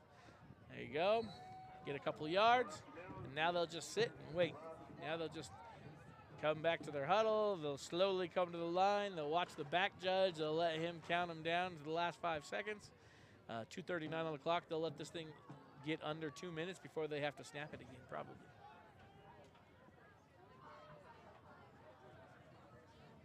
Coach is telling him, he's pointing right there. Coach Hawley's saying, look at the back judge. Do not snap it until he starts counting. So well-coached team. Love to see that. Oh, they snapped it early, but that's all right. Going to be a run to the inside again. Going to pick up another yard. That clock's going to continue to run. Coach Hawley's saying, wait, slow down. Hey, I want to point something out there. Number 14, Colin Joe, the quarterback captain. There was a Roadrunner and a Sand Devil that were kind of getting into a little scuffle. Yeah. Ref didn't see it. Yeah. Number 14, Colin, he broke it up. Way to go. Went to the Holbrook guy and said, you're good. Went to his guy and said, knock it off. Yeah. Let's just play football. I love that. Love that. The Sand Devil team can go home hanging their head high as they've been well coached. It's been a great battle tonight. It looks like Holbrook's going to leave here 3-0, and Sand Devils are going to leave here 2-1. But both teams have gotten better tonight. Both teams are better tonight for this game they've played. So Holbrook, you know, 4th down. Are they going to punt? Looks like they're still going to go for it. Get as much time off as they can. They're looking at 4th down and 4. If they don't get the first down, it turns over. It gives Sand Devils one last chance to score. I don't think they have an 18-point play in their pocket, but still would give them one chance to score. And Holbrook's going to let that clock tick down, call timeout, get the right play in. Because you do want to get this. You get that first down, it's game over. You can go to kneel down, right? You can start just taking the knee. But if they don't get the first down here, again, Sand Devils get one more chance to at least put a few more points on the board. And win or lose, you want a smaller gap in between that number. You want your gap to be less than their gap. You want to stop them. You don't want to give them this. Yeah. You know, there's still a little bit of pride. Yeah, you're both playing. Pride and everything involved. You know, and a big shout out to our line. We haven't mentioned their names a lot tonight, you know, but Marcus Baca, he's been out there. Victor Saez, we've said his name. Laren Nez, Slade Allison. Yeah. Those guys on the line have been able to create a lot of opportunities for Daniel and for Marcus and for Chase, you know, all Mason and these guys that are making the big plays. Again, it couldn't happen without a line that's doing their job. The unsung heroes, even though you're singing it right now, they're the unsung heroes. So there you go. Holbrook is actually going to come out in a punt formation now. So it looks like they are going to go ahead and punt it away, at least make the Sand Devils have a longer field. Oh, fake punt! Up the middle, the Sand Devils are confused. Half of the team is still going after the punter. What a great design play there. Fake punt, Holbrook converts. That'll be the ball game. That was a beautiful play design. That was fun. That was really fun. If you notice, the punter went running as if the snap was wild. He went running backwards as if it like went over his head. So half the defense is looking for this ball that went over his head, but it was only snapped. It was never snapped to the to the punter. It was snapped to the back in the backfield. Easy 10-yard run. Now Holbrook comes out, gets into the fun victory formation. 50 seconds left. They get their first kneel down. The crowd lets them know they're cheering for them. Victory formation, that seals it. Holbrook will win tonight, 46-28 over the Page Sand Devils. But if we say nothing else, props to the Page Sand Devils. What an awesome, awesome team they've been tonight. Coach Hawley's fired up on the sideline, dancing up and down the sideline, getting the team, getting the crowd hyped. He's excited, his team's gathering around him. 3-0 as the Holbrook starts this season off. And again, I'm seeing some hugs out there on the field between both teams. Love seeing that sportsmanship, these border town battles. And what a great night of football out here tonight at Roadrunner Stadium. And like you said, just to reiterate, fantastic football game. No matter which side you're rooting for, there were a lot of great plays, a lot of great defense, great offense. Holbrook comes out on top, which as a hometown, we are excited about that, to have a 3-0 at the moment. We expected to go 4, 5, 6, 7, 8, 9, 10, continue on. Continue. But thank you to the Sand Devils for making the trip down here, playing hard football, putting our guys to the test, making sure that they're prepared. And for your sportsmanship, training that's going on, number 10. We hope your leg's all right. Amen. And I hope you're back on the field next week. But congratulations, Roadrunners. 14. for Hey, a give a shout out. fantastic game. Yeah, absolutely. And shout out number 14 for the. I think you already did, but just double down on that. Number 14. What a sport tonight. You know, just being the captain that we all want you to be. And real quick before we go tonight, here's the tricky one. Next week, home game. But what else is going on next week? County Fair. Oh, that's So right. we got a little bit of competition, right? You're going to have rodeo night next Friday night, but we also have Red Mesa coming to town. So you're going to have to pick and choose. Maybe you're at the rodeo watching online. I don't know how you're going to work it. I'm not sure what. I don't know what. I actually have to go to the Valley I'm that gonna- same day, too. So we got a lot to work out before next Friday. But you got to get back out here. Holbrook's sitting at 3-0. You don't want to miss another one as Holbrook looks to go 4-0 next Friday. And if you are local, don't forget about the after party on Hopi Drive At the soda shop, at the soda shop. The every home game. Can we say it that the Larsons? What do they call it? Yeah, the Larsons. I don't know. If you're local, Route you know what we're 66 soda talking shop, about. If you're something local, like you know that. what you're talking about. They're going to have keto tacos. They're going to have sodas. They're going to have fun stuff going on. It's going to be a party. And there's no school tomorrow, so obviously, Enjoy. go have fun. Thanks for tuning in tonight. It's been another fun one at Roadrunner Stadium. We'll see you next week.